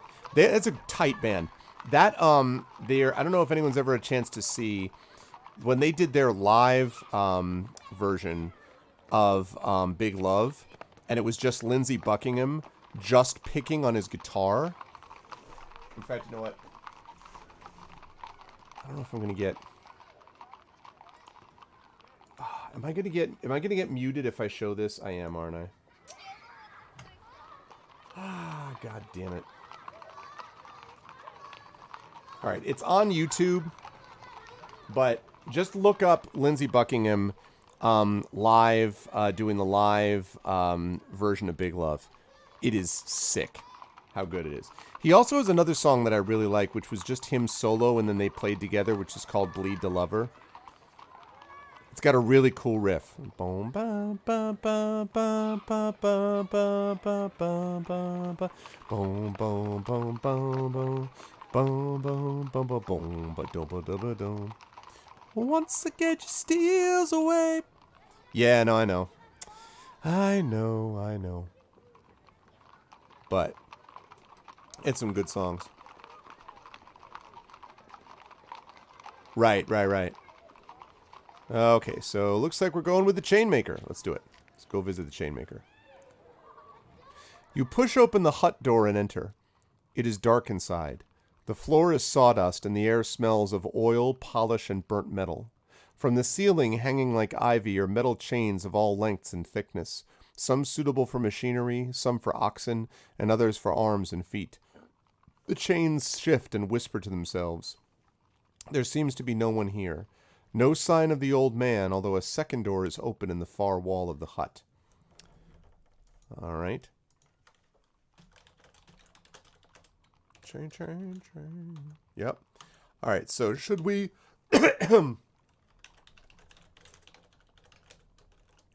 His picking ability in that video is nuts.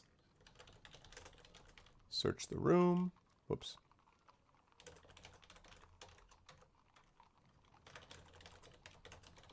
Try the far door. Or leave. All right, what should we do? Let's see if that's the right one.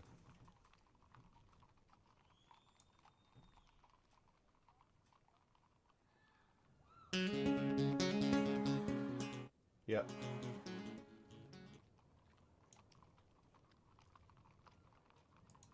That's really sick. Actually, my favorite song by them is by Fleetwood Mac is Landslide. I think Landslide is their best.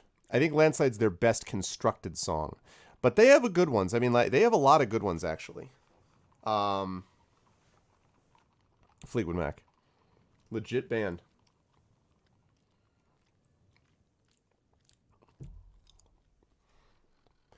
And Landslide, you know, Landslide works because of Stevie Nicks' voice, too. So, quality band, for sure. Okay, call to greetings, search the room. Yeah. Yeah, Rumors is one of those, Rumors is one of those iconic albums that you put up there and you say, when you have albums that stand out, like Sgt. Pepper stands out. The White Album stands out. Rumors stands out. I think, I'll tell you what I think the best, what I would say is probably, what I would argue is one of the top 5 albums ever made. Sgt. Pepper is one of them. Another one of the top 5 albums ever made is another British band, which I'll tell you about in a second. The Stranger, Billy Joel. It's a great album. So there's like those iconic ones that really kind of stand out. I can't really call Crossroads by Clapton an album because it's really like a compilation of a bunch of stuff. But Can't Buy a Thrill, Steely Dan. Also Asia, another great album by them. So I did, but that's because I've, heard it before. Oh, well. Yeah, I mean, if you're going to add like sort of soundtrack albums, Appetite for Destruction, yes, agreed. Yeah, I don't love them as a band, but that's a legit album for sure. I'll tell you another one. The album by Vertical Horizon, Everything You Want, is an underrated album. Now, I wouldn't say it's iconic in the same way. Everything You Want is a very good album. There's a lot of good stuff on that album. And another great album from a band that you've never heard of probably is Toy Matinee by the band of the same name. They had one album, and that was it. Very good album. Every album ever made by Rush. That's because every Canadian is desperate to make Rush into the best band of all time, all right? No, it's okay. I like it. Oh, also, Dark Side of the Moon. I mean, Dark Side of the Moon is crazy. Also, Who's Next? By The Who. It's tremendous. I would argue, oh God, what's the thing with Porcupine Tree? What's that album with, I can't believe I don't remember this. It's got this incredible, okay, hold on a second, I gotta find it.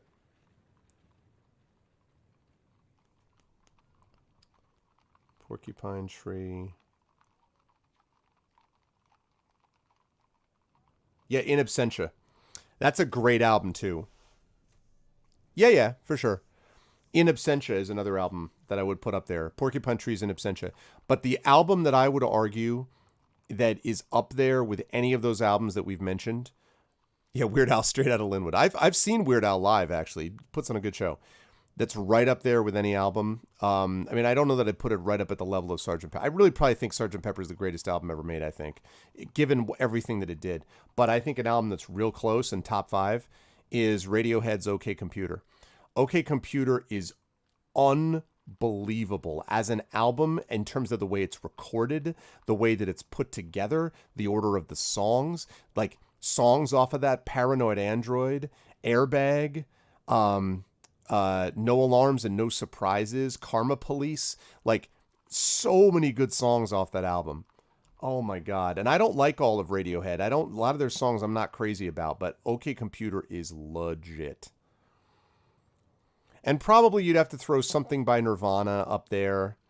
And you'd have to probably throw something by, I guess, Pearl Jam. See, I can't. I was about to say Soundgarden, but like, honestly, Black Hole Sun is an incredible song, but I don't know that Soundgarden had a huge, like, tons of albums of all that.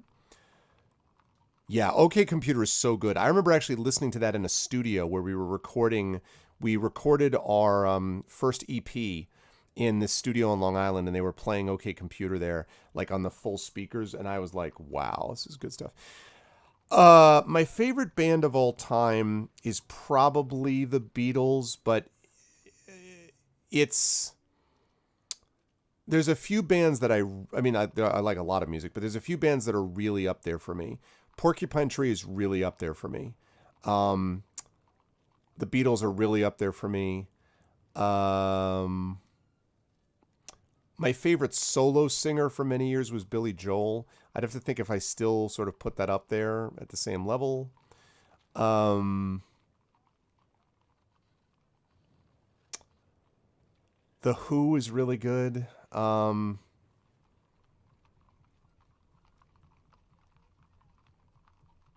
It's probably the Beatles.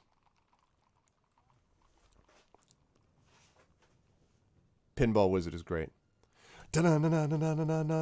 Listen. Okay, look. I'm just gonna play this, all right? I just want you to tell me, okay, I'm gonna do this and I promise we'll get back to the game. Sorry, I'm getting distracted on music. But I'm gonna play something, okay? And I want you to tell me what you feel when you hear this sound. When you hear this music, I should say.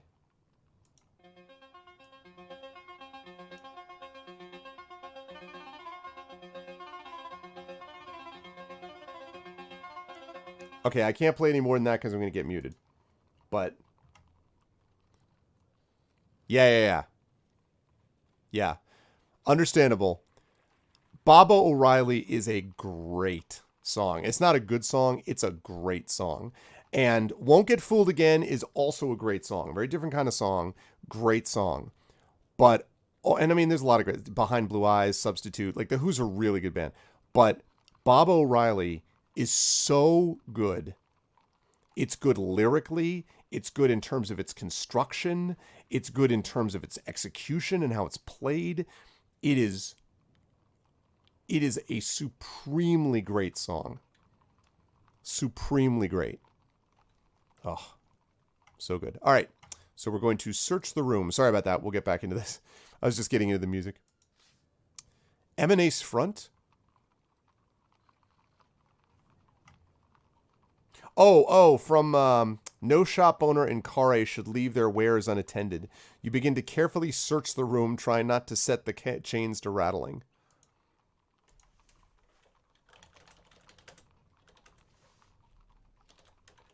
Yeah, there you go. SUV. Wow, a lot of choices. We can search along the left wall. We can look under the table. We can look by the far door. We can look near the door to the shop. Or we can stop searching. Okay, I'm going to open that poll and you can take a look at the picture. Okay? So search along the left wall. Look under the table. Look by the far door. Look near the door to the shop, which is where you came in, or stop searching. Oh, was it really shadowed? That's funny. Yeah. Eminence Front. Okay. Yeah, and I'm also looking up something else, and it is great. That is great, yeah. I was trying to think of a song that is I was trying to think of songs that are among the best constructed songs I've ever heard. And one of them is Comfortably Numb. Comfortably Numb is one of the What's in the Bag? So we got we got search on the left wall, look under the table, look by the far door, look in the door of the shop, stop searching. Comfortably Numb is a beautifully constructed song. Also has one of the great recorded solos. I think Rock God would agree with me. One of the great recorded solos of all time is in Comfortably Numb. Comfortably Numb is great. I know it's a little bit cliched because everyone's always like, it's like that famous thing, you go to college and then immediately you're like telling people, hey, I've heard about this great band called Pink Floyd. You're like, but still, I mean, they are legit. Oh, and another one that's really good is Wish You Were Here. Lyrics are great on that song. Oh, man. Did you trade... oh, man. I got to get the lyrics for this. And I'm sorry, I've just been getting off on this music now. Like, moving off in the direction. I want to make sure I get all of them exactly right. So you think you can tell... Heaven from hell, blue skies from pain. And can you tell a green field from a cold steel rail? A smile from a veil. And do you think you can tell? And did they get you to trade your heroes for ghosts? Hot ashes for trees. Hot air for a cool breeze, cold comfort for change. Did you exchange a walk-on part in the war for a lead role in a cage? That line right there, did you exchange a walk-on part in the war for a lead role in a cage, is one of those, god damn, that's a good line. Oh my god. And another great one is that How I Wish You Were Here, we're just two lost souls swimming in a fishbowl year after year. But that did you exchange a walk-on part in the war for a lead role in a cage, is tremendous. Tremendous. I should get into acting. Wow. A knockoff of Rush. Wow. Oh, look, we just got up to 5833. We're up to 204 backers. Yes. Woo. Wow, man.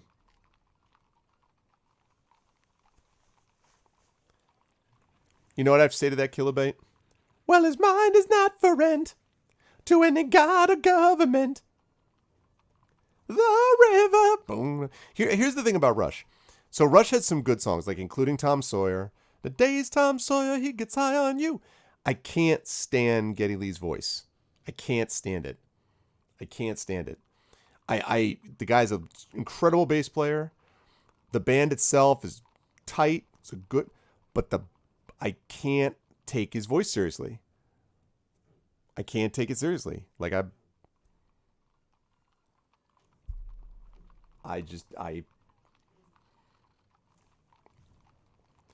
Okay, listen though. If you want the legit, okay, here we go though. We're gonna look under the table in just a second because I think that's what you all chose. Again, I apologize unreservedly, but I just got excited about talking music. All right, here's the band you want. You want the best lyrics. Best lyrics, right here. Best lyrics. I'm gonna play the best lyrics for you right now. Best lyrics come up. Here we go.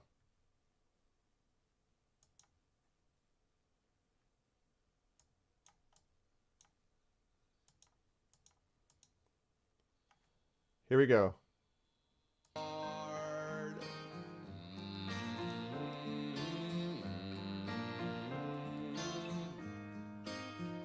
Yeah. Best lyrics of all time.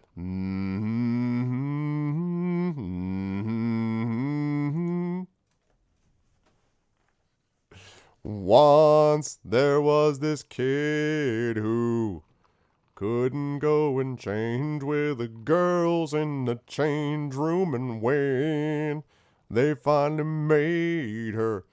Crash Test Dummies, that album is so weird. Like, I think it's a good album, but it's not amazing. But it's an album that you're like, like you think about it for a while. Like, yeah, Crash Test Dummies. Back in the day, man. All right. So we're going to close this poll and look under the table. I apologize for all the time that took. Okay. Look under the table. Here we go. You start your search under the wood table, but the work table, but there is nothing but dust and wood ticks there. All right. So, but both kid and girl were glad. There's one kid had it worse than that. And if you've never heard the song and you think I'm like exaggerating, I'm really not. That's exactly what it sounds like. He couldn't quite explain why it always just been there. Mm-hmm. Well, okay, so the thing about Don McLean's American Pie. All right, here we go. We've got search along the left wall, look by the far door, look near the door to the shop, or start searching. Here's the thing. So actually, Don McLean's American Pie is a very good song. Here's the problem, though. It's so freaking long that anytime anybody sings it, it's almost become a punchline. Like, I remember, anytime you sing karaoke, right? You sing karaoke, and immediately, like, people are like, oh, let's do this one. And you're like, no, because the minute you start singing it a long, long time ago, 20 minutes later, you're like, oh my God, does this song ever end? It's got like 6 million verses to it. Actually, there's two more. There's one song and one album that I forgot about. The album I want to mention is Synchronicity by The Police. That is a legit album. That has got Murder by Numbers, Synchronicity 1, Synchronicity 2, Every Breath You Take. These are all great songs. Like, all legit. Super, super good. All of those. Yeah, Paradise by the Dashboard Light. Pretty much everything by Meatloaf, which just never comes to an end. The other song I wanted to mention is a song that I think it's hard because maybe one of my favorite songs, probably my favorite song of all time is Summer Highland Falls by Billy Joel. But the song Still Crazy After All These Years by Paul Simon is also great. But I would have to say the best lyrical song, the best song for lyrics that I've ever heard is Hallelujah. Hallelujah by Leonard Cohen. And I don't like Leonard Cohen as a singer at all, but he's a tremendous lyricist. Hallelujah is a great song, and you've got different covers of it. The one that Rufus Wainwright did, I think, is really good. There's a cover by Jeff Beck, which is great. Hallelujah is a great song, and they used it in Shrek. That's what a lot of people are familiar with. That song's amazing. Beautifully, beautifully constructed, lyrically wonderful. So good. The thing about American Pie is that American Pie is bringing you through history, though. Like, it's neat for that reason. Oh, you know another great song that's underrated? Jerry Lewis, The Noisy Eater. Yeah, there you go, Ardnell. There you go. That's funny. Another great song that is... oh, shoot, I just forgot it. Oh, man. Just went out of my head. Best historical record, Jerry Lewis, The Noisy Eater. I remembered it. Taxi Driver, Harry Taxi, not Taxi Driver, Taxi, Harry Chapin. And now she's feeling happy inside her happy home. And me, I'm flying in my taxi, taking tips and getting stoned. I go fly so high when I'm stoned. That song's great. Oh, man, it's sad as hell. Cats in the Cradle is another one of those songs that's sad as hell, but so good. Yeah, Bob Dylan. But Bob Dylan is a great lyricist, though. I actually saw Bob Dylan play at UConn, and literally that was what happened. Like, at the end of it, it's just like, everybody must get stoned. Okay, we're searching along the left wall. Slipknot, Wait and Bleed. Yeah, why have we mentioned Rats Round and Round? Round and round. What comes around goes around. I'll tell you why. Okay, next you look near the left wall and come across a small box containing 3 gold pieces which you take. Let's see. All right, now we've got...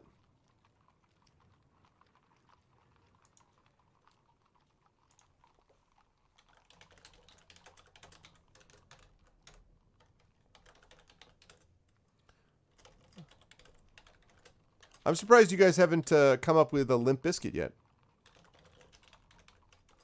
Keep rolling, rolling, rolling, rolling. What? Keep rolling, rolling, rolling, rolling. Come on. God, what a clown.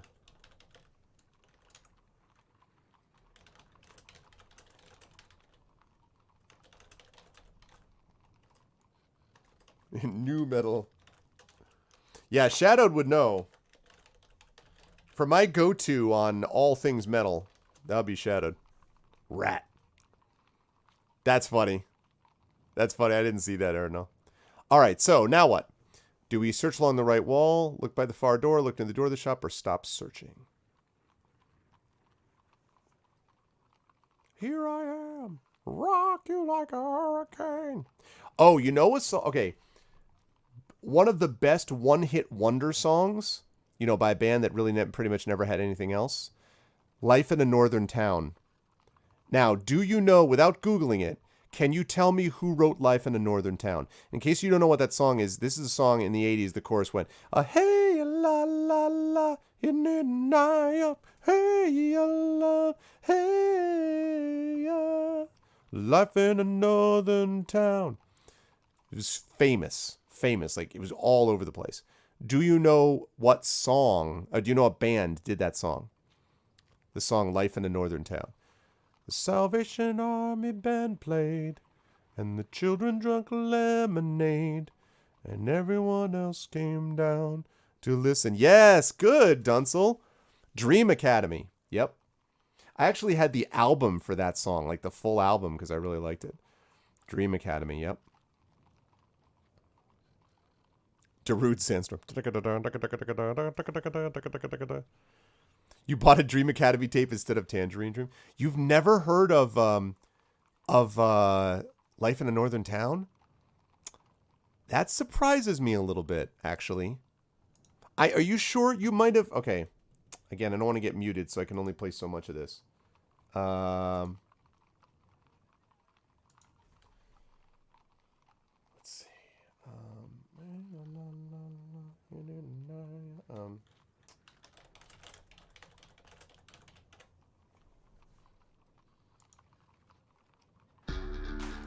Okay, I'm just going to play this little part of the chorus.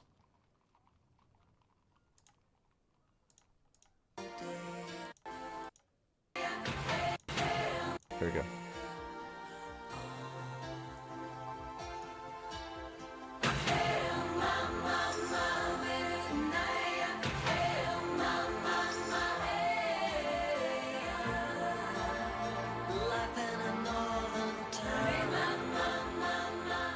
It's a great song. It really is a great song. It's legit. Another great one is In the Living Years by Mike and the Mechanics. Great song. Great song. And actually, what's his name? Oh, God. The lead singer of Mike and the Mechanics. Mike, of course, was from Genesis, but the lead singer, Mike Rutherford, but the lead singer from was Paul Carrack, who played, who was in The Squeeze. So you guys might have heard that song, Tempted by the Fruit of Another. That's him. And he actually was the lead singer in that one. Oh, Shadowed. So good, that song. That's a historical song, too. Okay, we're going to search along the right wall. A high cupboard is fixed to the right-hand wall. Inside, you find a glass container labeled in the same hand as the shop sign. Blimberry juice, which you take, so you now have 5 lots of the potion. Holy crap, we have a lot of potion. Okay, so now what should we do? Whoops.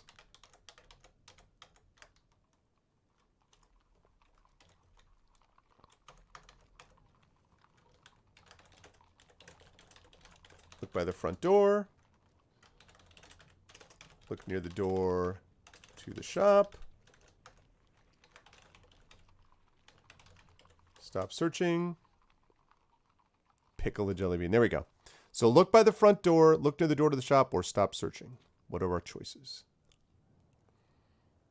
Yeah, that song's good. Hey, and la, la. Yeah, but those like one-hit wonder songs.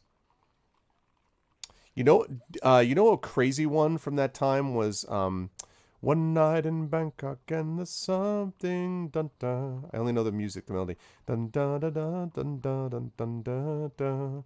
I can feel an angel walking next to me. Downtown, going to the city with a dump bump bum da da zump dump. And the band, if anyone knows the band name for that, the song name is One Night in Bangkok, which is a weird name. But does anyone know the band?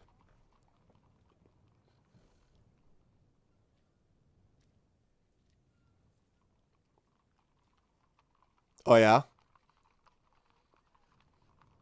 Night in Bangkok and the first banana.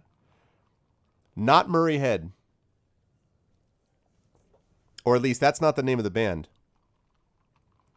The famous version of that was not that. Okay, we got look by the front door or look near the door to the shop. I'm going to last call this. We're doing it. I can feel an angel walking next to me. Oh, really? They did maybe a remake of it. Maybe they did a remake, Dragon. I'm thinking about the original, though. The original. Oh, I'm sorry. I'm sorry. You're quite right. Quite right. Sorry, let me fix that. My bad. It should say look by the far door. Sorry about that. Yep. I'm pretty sure. I'm going to look it up now just to make sure.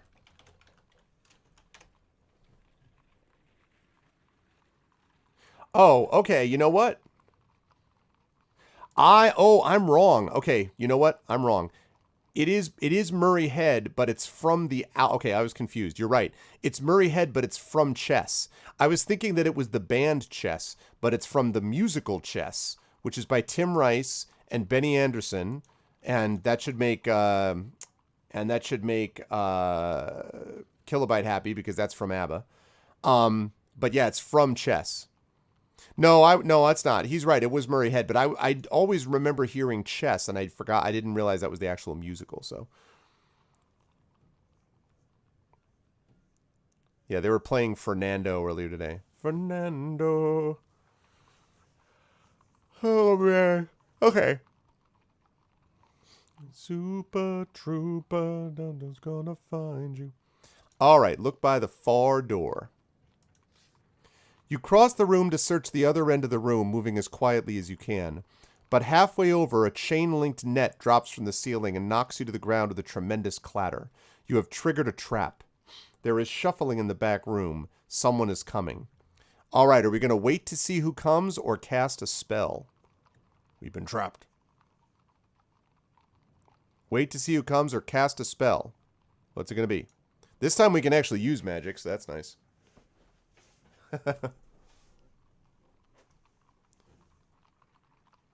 Okay, so we got spell, spell, spell, spell, spell.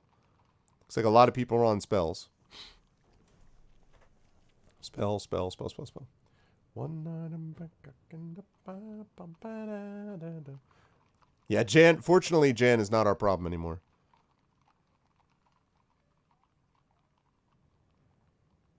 So, Commander Dunsel, let's cast... Okay, I'll just be drinking my tea.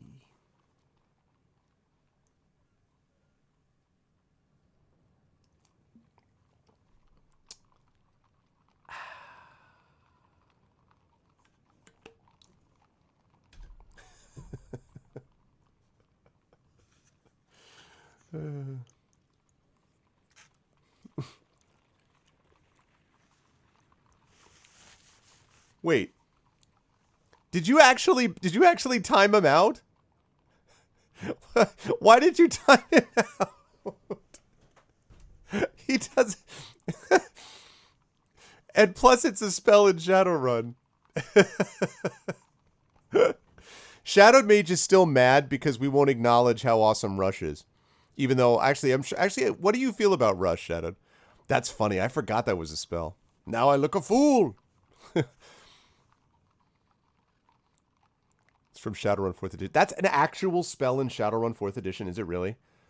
See, I've only ever played Shadowrun once. And I think I played whatever the latest edition is, if that's 4th Edition, but I don't remember ever having heard the spell. So, yeah. I thought you were joking. which was fine. That would have been a completely fine joke, added completely. But then I was like, wait, what happened? What happened to him?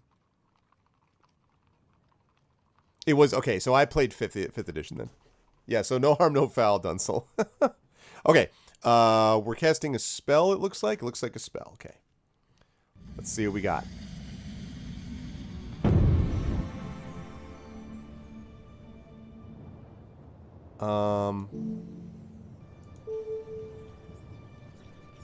Okay, so how allows you to find safe passage. So that's one possibility. Or Pep would allow us to have strength, but we need fire water for that.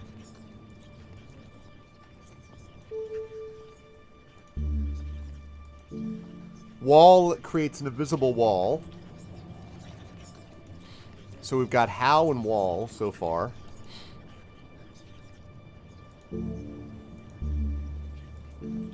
Fall allows us to float in air. Not sure that would really help us. But I'm just throwing these out there so you can see our options. Oh, wait, I already did that. Wait, what?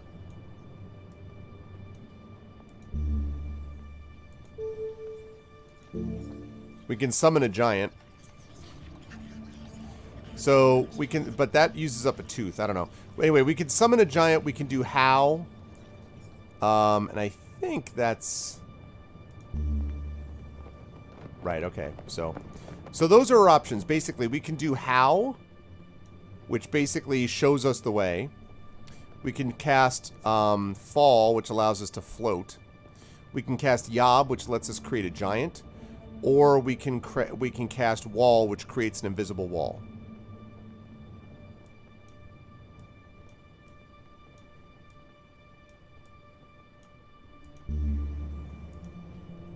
Damn it. Yaz, that causes invisibility, but we don't have one.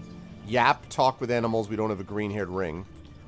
Those are the only ones we have for that one. So, what do you think, folks? Let's see. Let me actually put this up there. What should we cast? Do we cast How?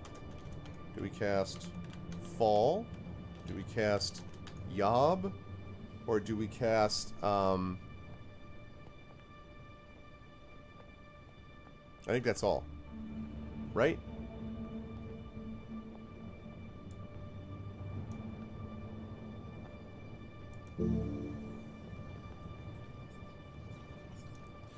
How does... How allows you to find safe passage. So How helps you find safe passage. Although, if you're trapped in a... I don't know. But How helps you find safe passage. Yob creates a giant. Or Yob... Yeah, but it uses up one of our giant teeth. I don't actually remember how many giant teeth we have. I think like 3? Or something? Yeah, like how the heck? Let's rescind Brexit and not cast. I've actually been really enjoying watching coverage of the Brexit stuff. Mostly because it reminds me what it's nice to have, like, people that actually give a damn about, articulate speaking. Which is a pleasure, frankly, given our political garbage. So. Fall is float. Yep. Fall is float. And I don't think there's anything else that we can cast. Those are the ones that we can cast. Yeah.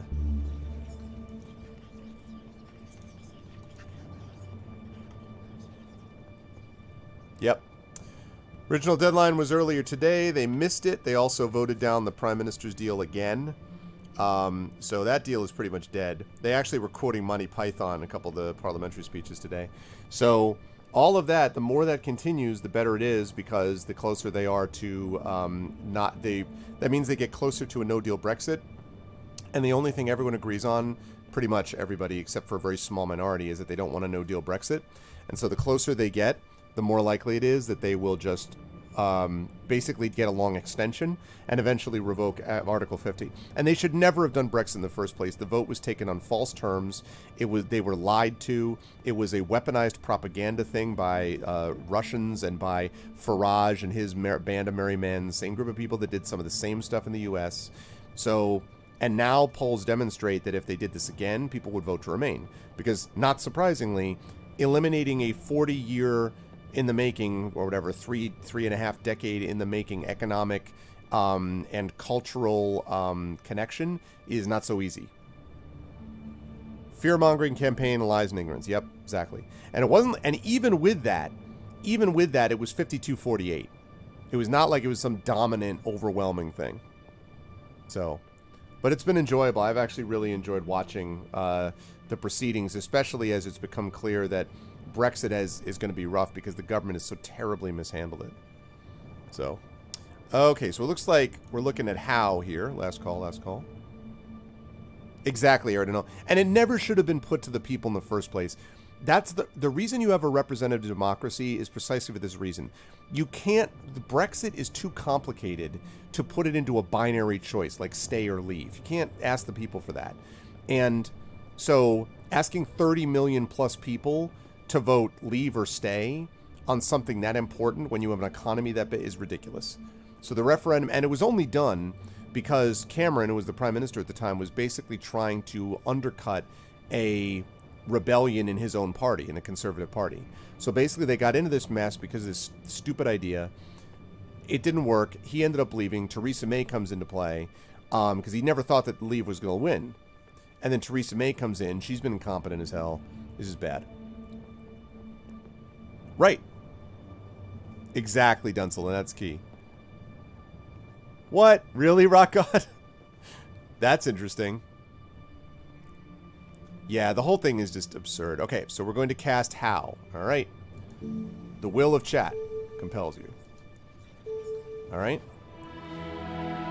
Here we go. You cast the spell and wait to be told how you can escape. But your guiding voice is silent. It seems there is no way out. Before you can try something else, the far door opens. A shadow appears in the doorway. It is the old man from the prison. He recognizes you and chuckles. "Ha ha, my friend," he declares with glee. "So you escape one prison only to get caught up in another. You are most unlucky. So, do we help me out of here, or is the Chainmaker here? What do we want to do? You can do this one in chat. And we're only going to have a couple more decisions before I have to close things down for the night. So, help me out of here, or is the Chainmaker here? And yes, that's exactly what it was. Brexit was driven by racism, which is the same reason that Donald Trump got elected here. Yes, there are other factors. Yes, there are other aspects. But most of it was, we don't want immigrants. And it's the same thing that a lot of other countries have dealt with. Now, one of the nice things about the possibility of doing a second referendum, a people's vote, is that there could be the potential to heal because people in general seem to be just sick of Brexit. And so bringing people together to vote on it might actually heal the division started by taking a stupid vote in the first place. Is the chain gang here? So we got Chainmaker, and then we got Help, Chainmaker. Yeah, exactly. Hey, can you help me out here? 4 Chainmakers, 2 helps. 5 Chainmakers, 2 helps. 5 Chainmakers and 2 helps. Okay. Last call. 5 Chainmakers and 2 helps.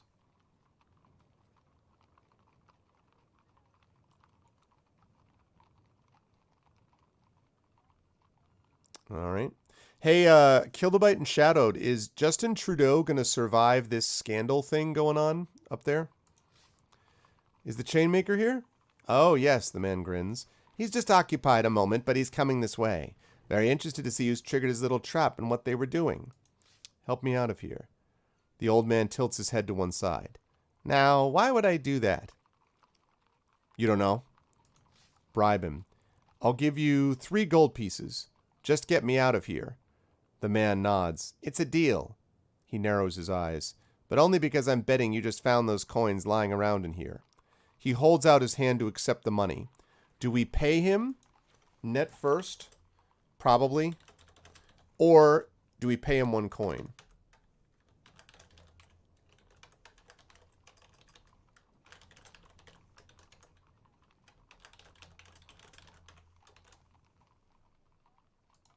Yeah, be careful here.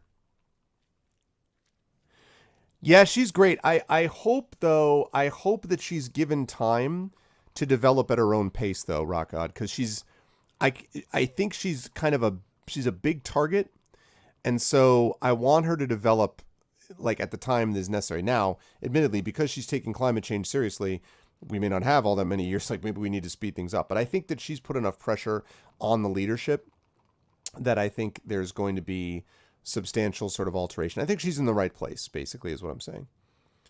And certainly she's got the Republicans all hot and bothered. I mean, that's for sure. Okay, so we've got net first. Yeah, see, I definitely would not pay him all up front. That's for damn sure. I don't trust this dude.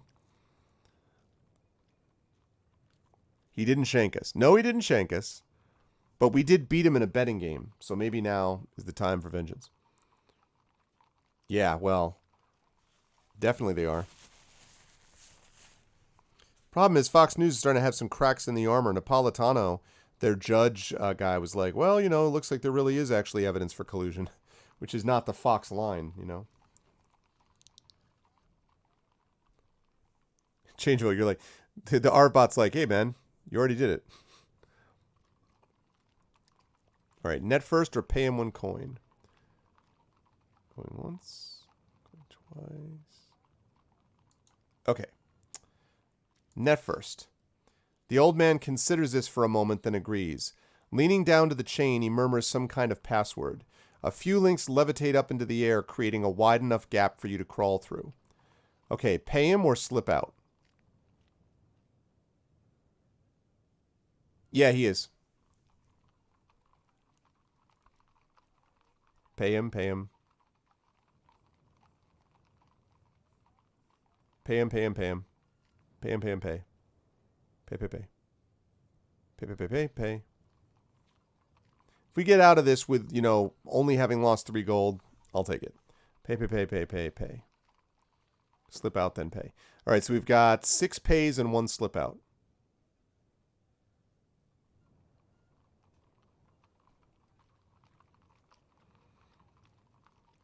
Six pays, 1 slip out. Yeah, but I think he's the guy that they keep around to pretend that they're actually legit. You know, they're like, look, Shepard Smith is a good journalist, and occasionally not Mike Wallace, Chris Wallace. Occasionally, Chris Wallace asks a couple of serious questions. You know, and they're like, all right, well, that's good. All right, so we're going to pay him. You drop the coins into his hands. He pockets them and thanks you. Then he whispers another word and the net drops back to the floor. God damn it. God damn it. Freaking son of a... Dunsel was right. And with that and to your horror, he simply walks away. A moment later, another figure appears. It is the Chainmaker, a great hulk of a Sven like those you met in the village of Torapani. He whips away the net. Intruder, huh? The Chainmaker growls fiercely and snatches up a particularly heavy length of metal, holding it like it was thread. Do you fight him, talk your way out of this, or cast a spell? Oh, everyone's talking giant? Are you guys all like giant? Do I not even have to bring up the poll? You want to cast a spell? Is that what I'm hearing? You want to cast a spell? Am I hearing this? Like giant time? Andre the Giant? That son of a... That bastard. Like, man. Giant. Yob this slob. All right, let's cast a spell then. Let's see if we can. I hate to tell you this, people. We do not have Yob available for us. We got Hot. We can create a fireball. We've got Mud. We don't have sand for it.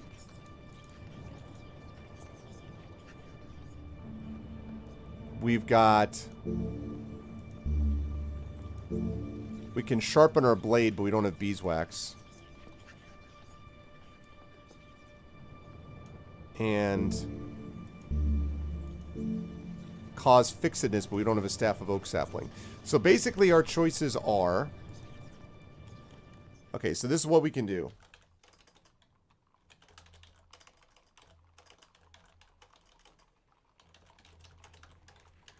We can fight him.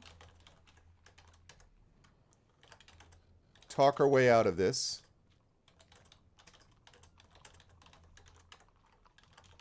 Or cast Hot, which is a fireball.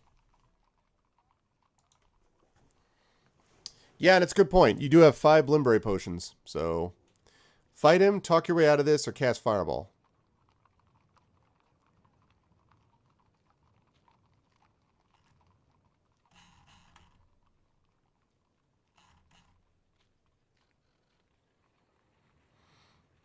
Hadouken! Well, you can make sure you cast that vote, so if you're going to do that.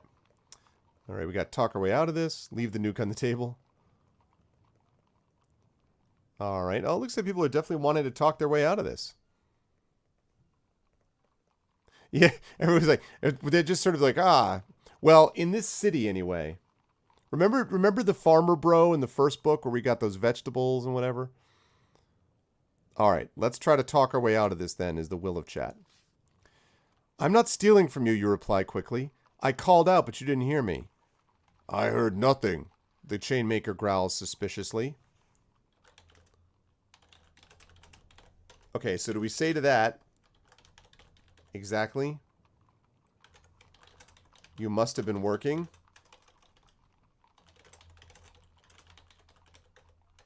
Or, I'm very quiet sometimes. Very, very quiet. Okay. So, exactly. Exactly is funny, though. Exactly is kind of like, he's like, I heard nothing. He's like, right. You didn't hear anything. That's the point. I could see him being like, brr. Brr. Don't assume.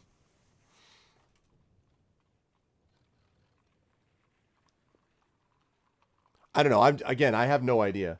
Because this sequence doesn't happen in the same way in Khare, in the book. The Sven are dimwits, yeah. Except I should just be like, hey, I saved the chief. We should have items. Don't we have items? Ironically, we have a giant net. It's ironic. Isn't it ironic? Don't you think?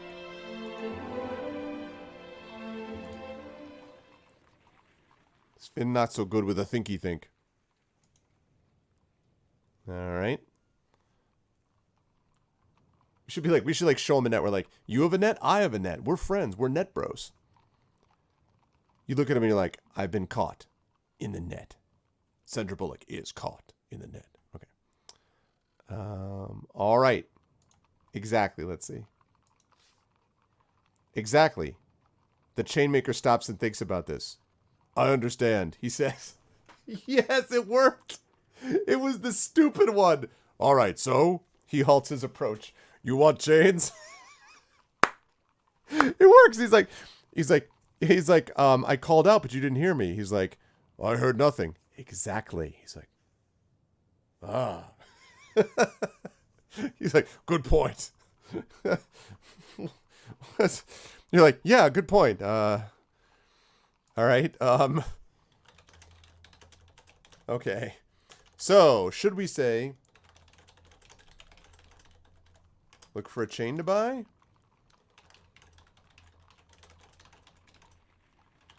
I'm looking for an old woman. Man, sorry.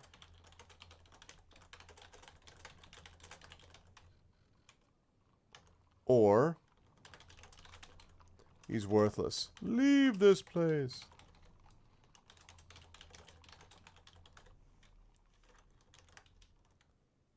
Okay. Alright, what should we say? Should we look for a chain to buy? Was she looking for an old man? I'm looking for an old man. A jerk. A bastard. Or are we looking for a chain to buy? Chain. We have 20 gold, which ought to be enough to buy a decent size. I mean, I don't know what we're going to do with this chain, but I love that worked. Oh my god, do I love that worked. I could even picture it. He just comes in and he's just like, oh, so you funny, huh? And I'm like, I called out for you, but you didn't hear anything. I heard nothing. Exactly. He's like, okay. You want chain? Oh, man. Like you can see, like, the smoke rising out of his ears. All right. Okay, I'm going to last call this because it looks like people are like, we're going to go get ourselves a chain. Getting on the chain gang. All right. Looking for a chain to buy. You look around the shop at chain after unremarkable chain, but then one stands out. A short length of silver which seems to move more energetically than those swaying on either side. The chain maker nods. Good chain, he says. Magic chain. Magic chain, huh? Okay. How much does it cost? What does it do? Or I don't want it. It's a magic chain.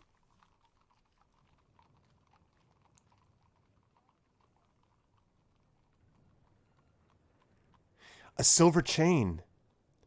Yes, who said that? That's true, Aridanel. Who said that? It did say something about silver chain, but who? But where, though? Hey, Mystaria. Welcome, welcome. Yeah, this is neat. It's a lot of fun. It's really cool, this thing. Welcome in, Mystaria. What was the thing about the silver chain? I remember that. Oh, man. I don't remember, but there was something about a silver chain. I string vote 2. Ah. Okay. By the way, that is so monkey. Intelligent but cheeky, understands others, quick to turn his tail, not rash, makes up in caution. All right. Let's take a look at chain. Dope, Raz, sus, 6.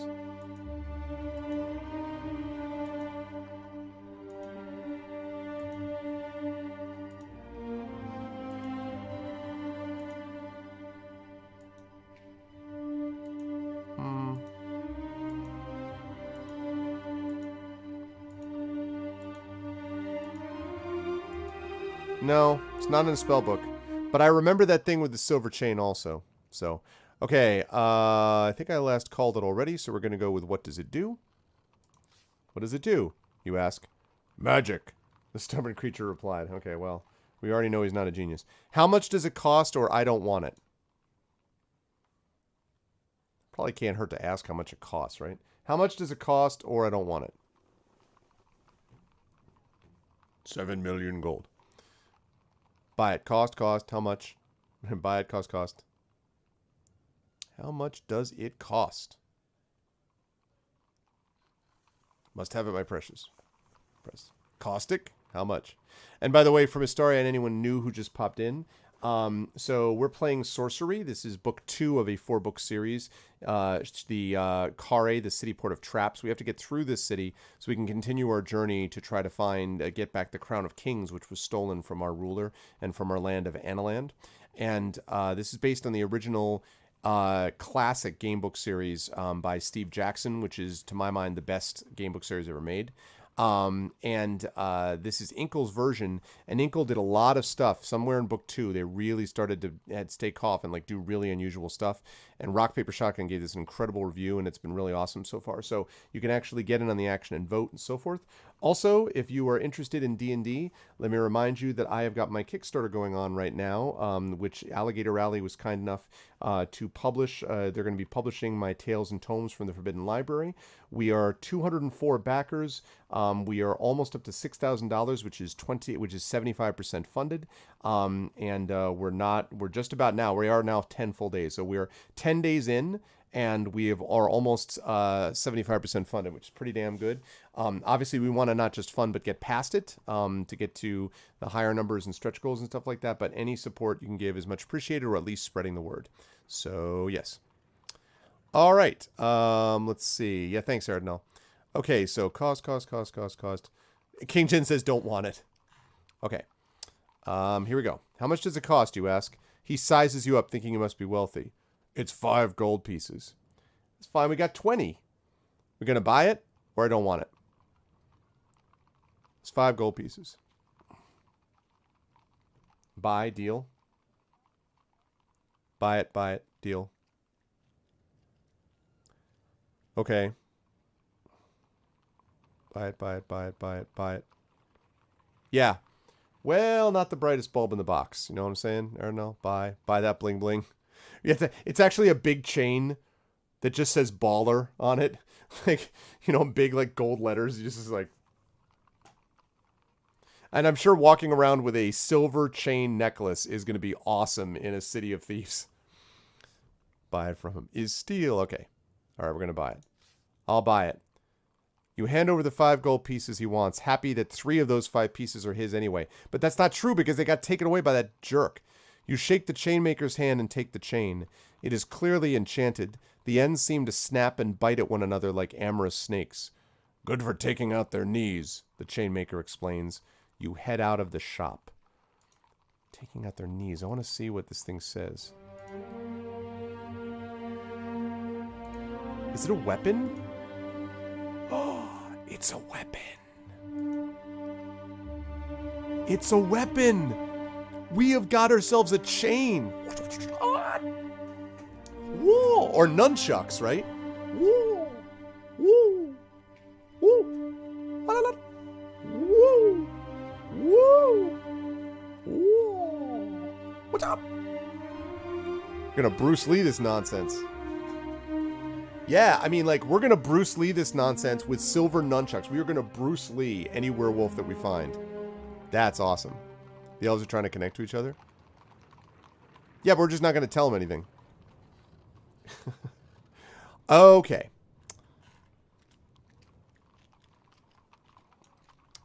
We just got Castlevania up in here, exactly. Dun dun dun dun. Oh, yes, you're right. I do have to do that. Okay, well, I think this is probably actually a good place to stop. Although, well, yeah, cut through the fields. Yeah, this is a good place to stop, I think.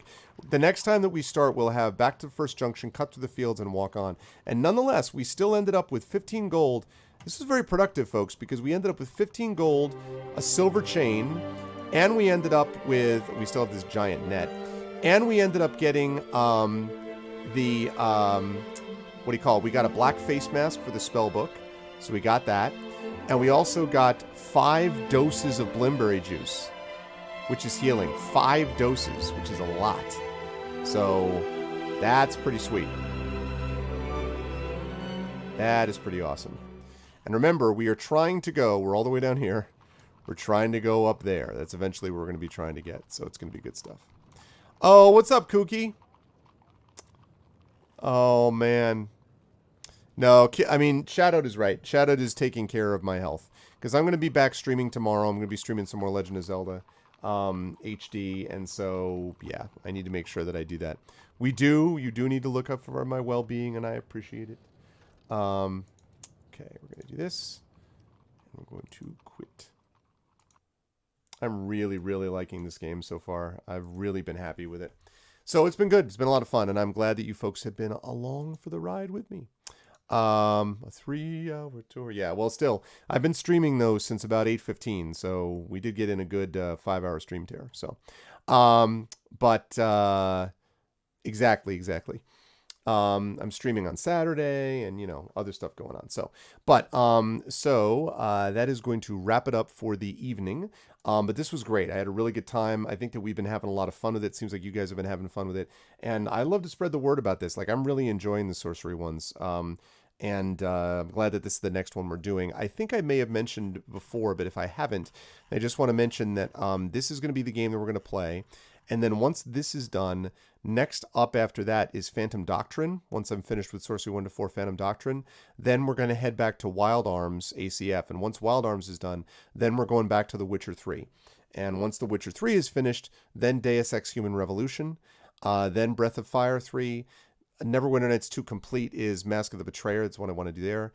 And then it all gets a little fuzzy. Arkham Knight, Suikoden, Portal 2, Suikoden 2, maybe Phantasy Star, the original, Lego Lord of the Rings, Spider-Man, the main story, Uncharted 3, DLCs like Pillars of Eternity, White March, Final Fantasy Tactics, Skyrim Enderal, Curse of the Azure Bonds, very old school, Batman Telltale games, Assassin's Creed, Odyssey, and then maybe Lunar 2, Divinity 2, so all that stuff. But Blade Runner is going to be, I'm going to order it probably tonight or tomorrow.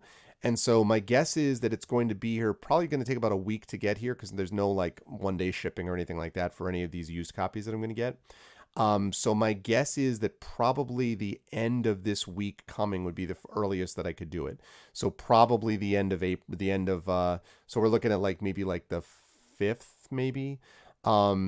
Yeah, next week will be easier because I have a lot of work that I'm finishing up now. Next week will be basically this pause. I'm going to be doing my regular amount of writing, but I don't have a bunch of other stuff that week. And then the week after that, I get papers in again and all that stuff, sort of thing.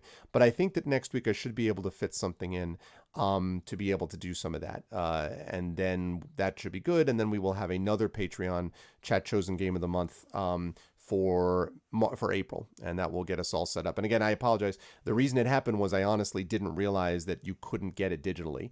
I thought that you could just download it from GOG or something like that, and you can't unless you use Abandonware, which is not what you're supposed to do. Phantom Doctrine looks basically like Shadowrun and XCOM, like Cold War spy. It looks really cool, so I'm pretty pumped up about it. Yeah, for sure. It is here. Yeah, they have it. Okay, I appreciate that very much, Dunsel. Yeah. No, I appreciate the offer. It's just that I like to, I like to make sure that I actually, buy it if I can. I like to support the original developers, blah, blah, blah. But also because, that is, the Patreon is for that in part. And so that's cool with me, if I use it for that. But I do appreciate that. So, yeah, 204 backers. No, this was a great night. I mean, we started the night at about 56 something, and we made another $200 tonight. So we're up to 58.33. So we are only $167 away now from 6,000, which would be 75% funded. And we are already got hardcovers, and as long as we stay above the 200 number, and at 300, we actually get full color digital maps of everything in this. So that would be really sick too. So yeah, could not be happier about that. And that is, of course, the Forbidden Library Kickstarter right up there, which is Tales and Tomes from the Forbidden Library by Alligator Alley Entertainment. They are publishing this. It is my adventure that I run at the Gen Con Writers Symposium, and then a bunch of amazing contributors. And they just keep adding more great ones who are going to be contributing bits of lore, spells, weapon descriptions, bestiary entries, things like that, little maps even in certain cases as well. And these are small things. They're not going to be giving you full books, right? But they're going to be giving you usually a few short little clips, vignettes, stories, spells, bestiary entries, weapons, things like that. And there's going to be at least, I think we have like 18 or 19 contributors, among them people like Ed Greenwood, who should need no introduction, Matt Forbeck, New York Times bestseller, Cap Rambo and Carlos Hernandez, you folks know about them. There are Kenneth Haidt, there is John Wick, James Introcaso, just a bunch of people from the game development and the writing fields who are doing this stuff, which is really cool. So we're trying to get Mike Stackpole. Yeah, so there's a lot of different people, but we are definitely there. So we're definitely making great progress. And the thing is, once we hit, so this is heading into usually the down portion of the Kickstarter. If we can get up to that funded number, because the key is we don't want to just fund.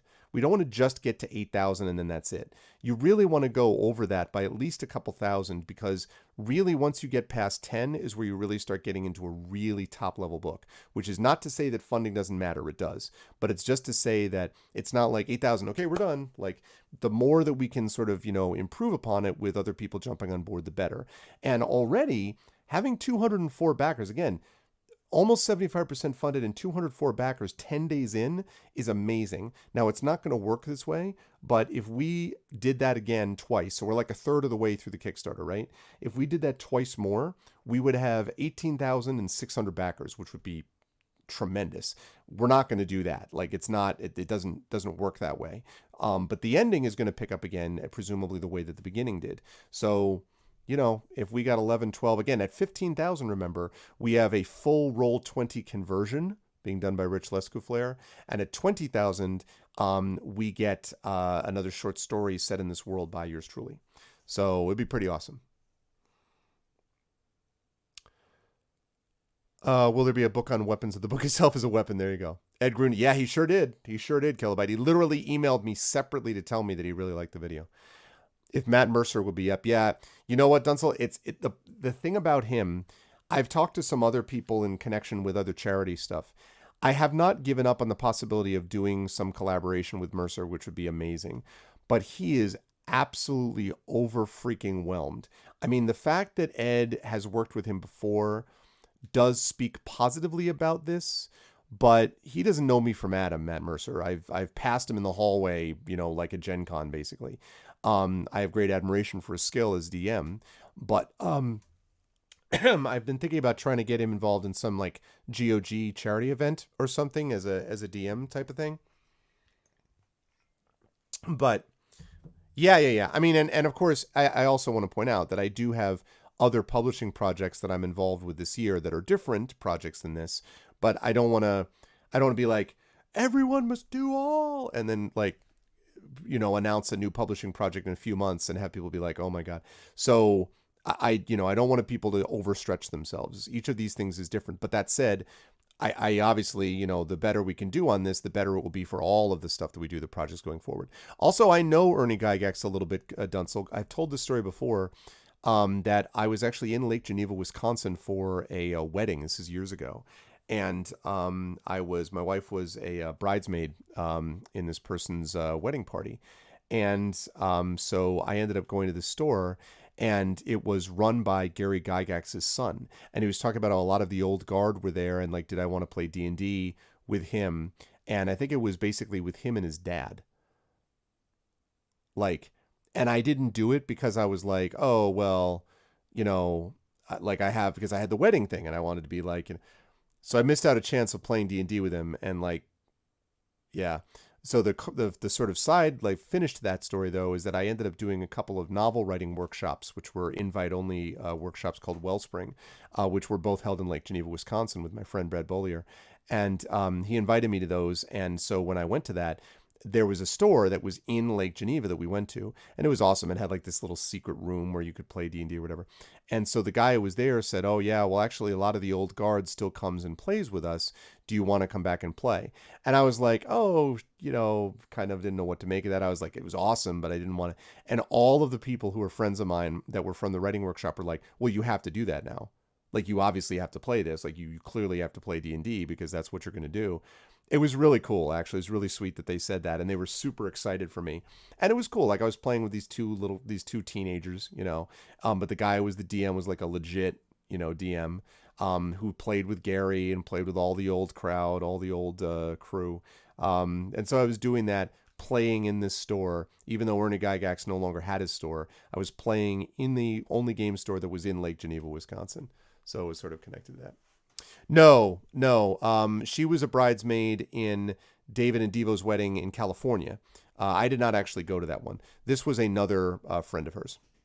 So, yeah, and Mercer does a lot of these other things too. Mercer does other charity events and stuff.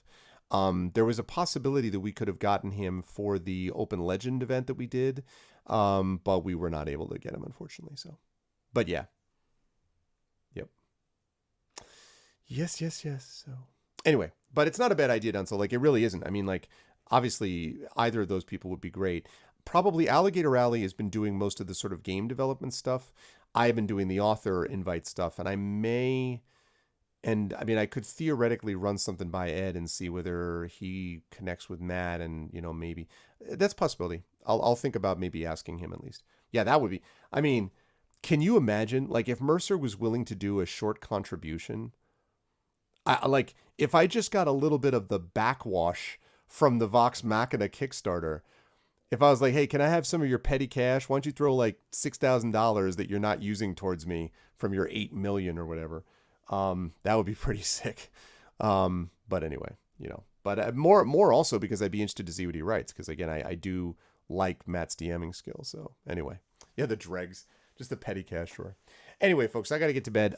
This was awesome, though. I really had a good time playing Sorcery. I've been really having fun, and I hope you folks have been as well. Good stuff out of Inkle. I actually have been thinking about the possibility of talking to Inkle about a couple of projects. I don't know. Maybe that's crazy, but like, I really like their stuff. I liked Around the World in 80 Days when I played it. I've really enjoyed this. I don't know. It's pretty cool. They remind me a little bit of Tin Man games, which I also like a lot. And obviously, we have a close relationship with Tin Man. And yeah, it's good stuff. It's good stuff. Anyway, they have been mentioning other projects. Well, they did, and actually, Trendane actually mentioned us too. By the way, Trendane actually responded because Trendane's got a decent following too, and even if it's all voice actors and furries. No, I'm just kidding. I love my boy Trendane. Trendane's awesome. No, but Trend actually mentioned us in the sort of link because they had a thing where they said, please spread the love. Tell us if you've got other Kickstarters or projects. So Trend was like, well, this was a few weeks ago. He's like, well, I know that I have a good friend who's doing this. And then when I got that, he found it and linked it again. And so I definitely put it up there. Plus, I put it in all the Discord channels that I can. Plus, of course, Alligator Alley is pushing it. Plus, I put it up on Facebook. So I'm, I mean, we've tried to promote it, and of course on this channel, and we're making good progress on it too. So nothing is wrong. They're all good. I'm a big fan of, yeah, exactly. No, I'm a big fan of voice actors. I will always be a big fan of voice actors. Trust me. I've seen what they do. It's good stuff. All right. That's going to do it for me, folks. You are all wonderbar. You're lovely people. And I hope you will support the channel by following the channel if you haven't already, checking the YouTube, !arvtube, the Discord, the !arvcord. Don't forget the website, which is arvineleron.com. Don't forget my Twitter, which is !arvtweets. Don't forget the shop, !arvshop. Please support the Patreon, which is really kind of the financial backbone of the channel. Currently sitting at $342.96. You can get an epic poem written about you. You can get a custom character background done for you, which Shadowed has had done and many others in here. You can have a copy of one of my band's albums. You can have a professional critique of your writing. You get to have enough so you can inspire the players in various D&D games. So there's a whole bunch of stuff you can do with that there, which is the Patreon. And of course the sub button. We had a few people who subbed and resubbed tonight, so thank you so much for that. I think we're at about 45 subs right now. We're trying to get up to 50 sub points because we'll get an emote from that. So thank you to all of those who have subbed and supported and can get all that cool stuff as well.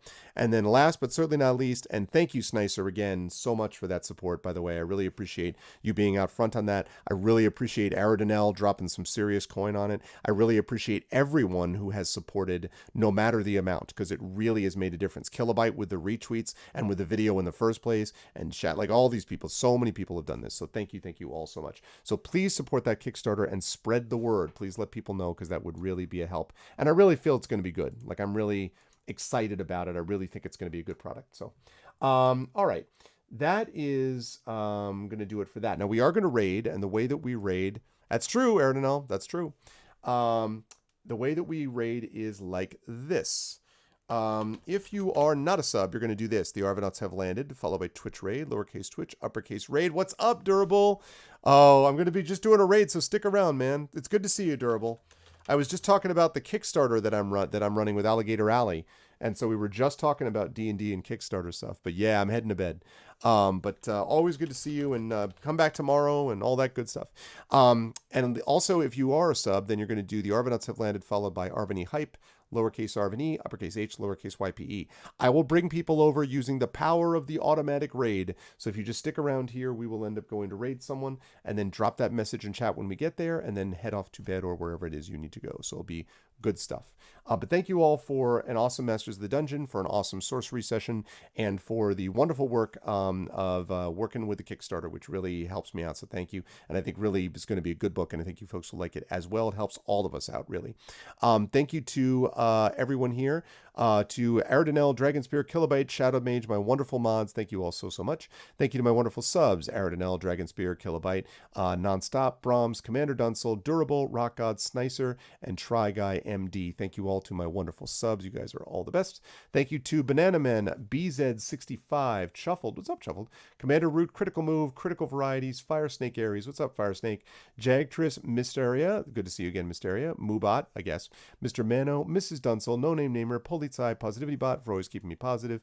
PKD Fan, Ranger 4. I don't think I've seen Ranger 4 in here. If you like what you saw and heard, please make sure to follow and support the stream in one of the many ways that I've been mentioned if you can. And thank you so much for being here. Thank you to Shroom Girl, to Tade, to TNS Mephiston. Thank you to TTMXMP. Thank you to you, Christensen, to VNK, and Virgo Praz. Much love to everybody. You are all the best, and I'll be back tomorrow in the evening, either 7 or 8 o'clock at night. I will be back with Legend of Zelda Wind Waker HD. Until then, much love. Stick around for the raid, and I will see all you wonderful folks later on today. Be good to each other until then. Have a good night.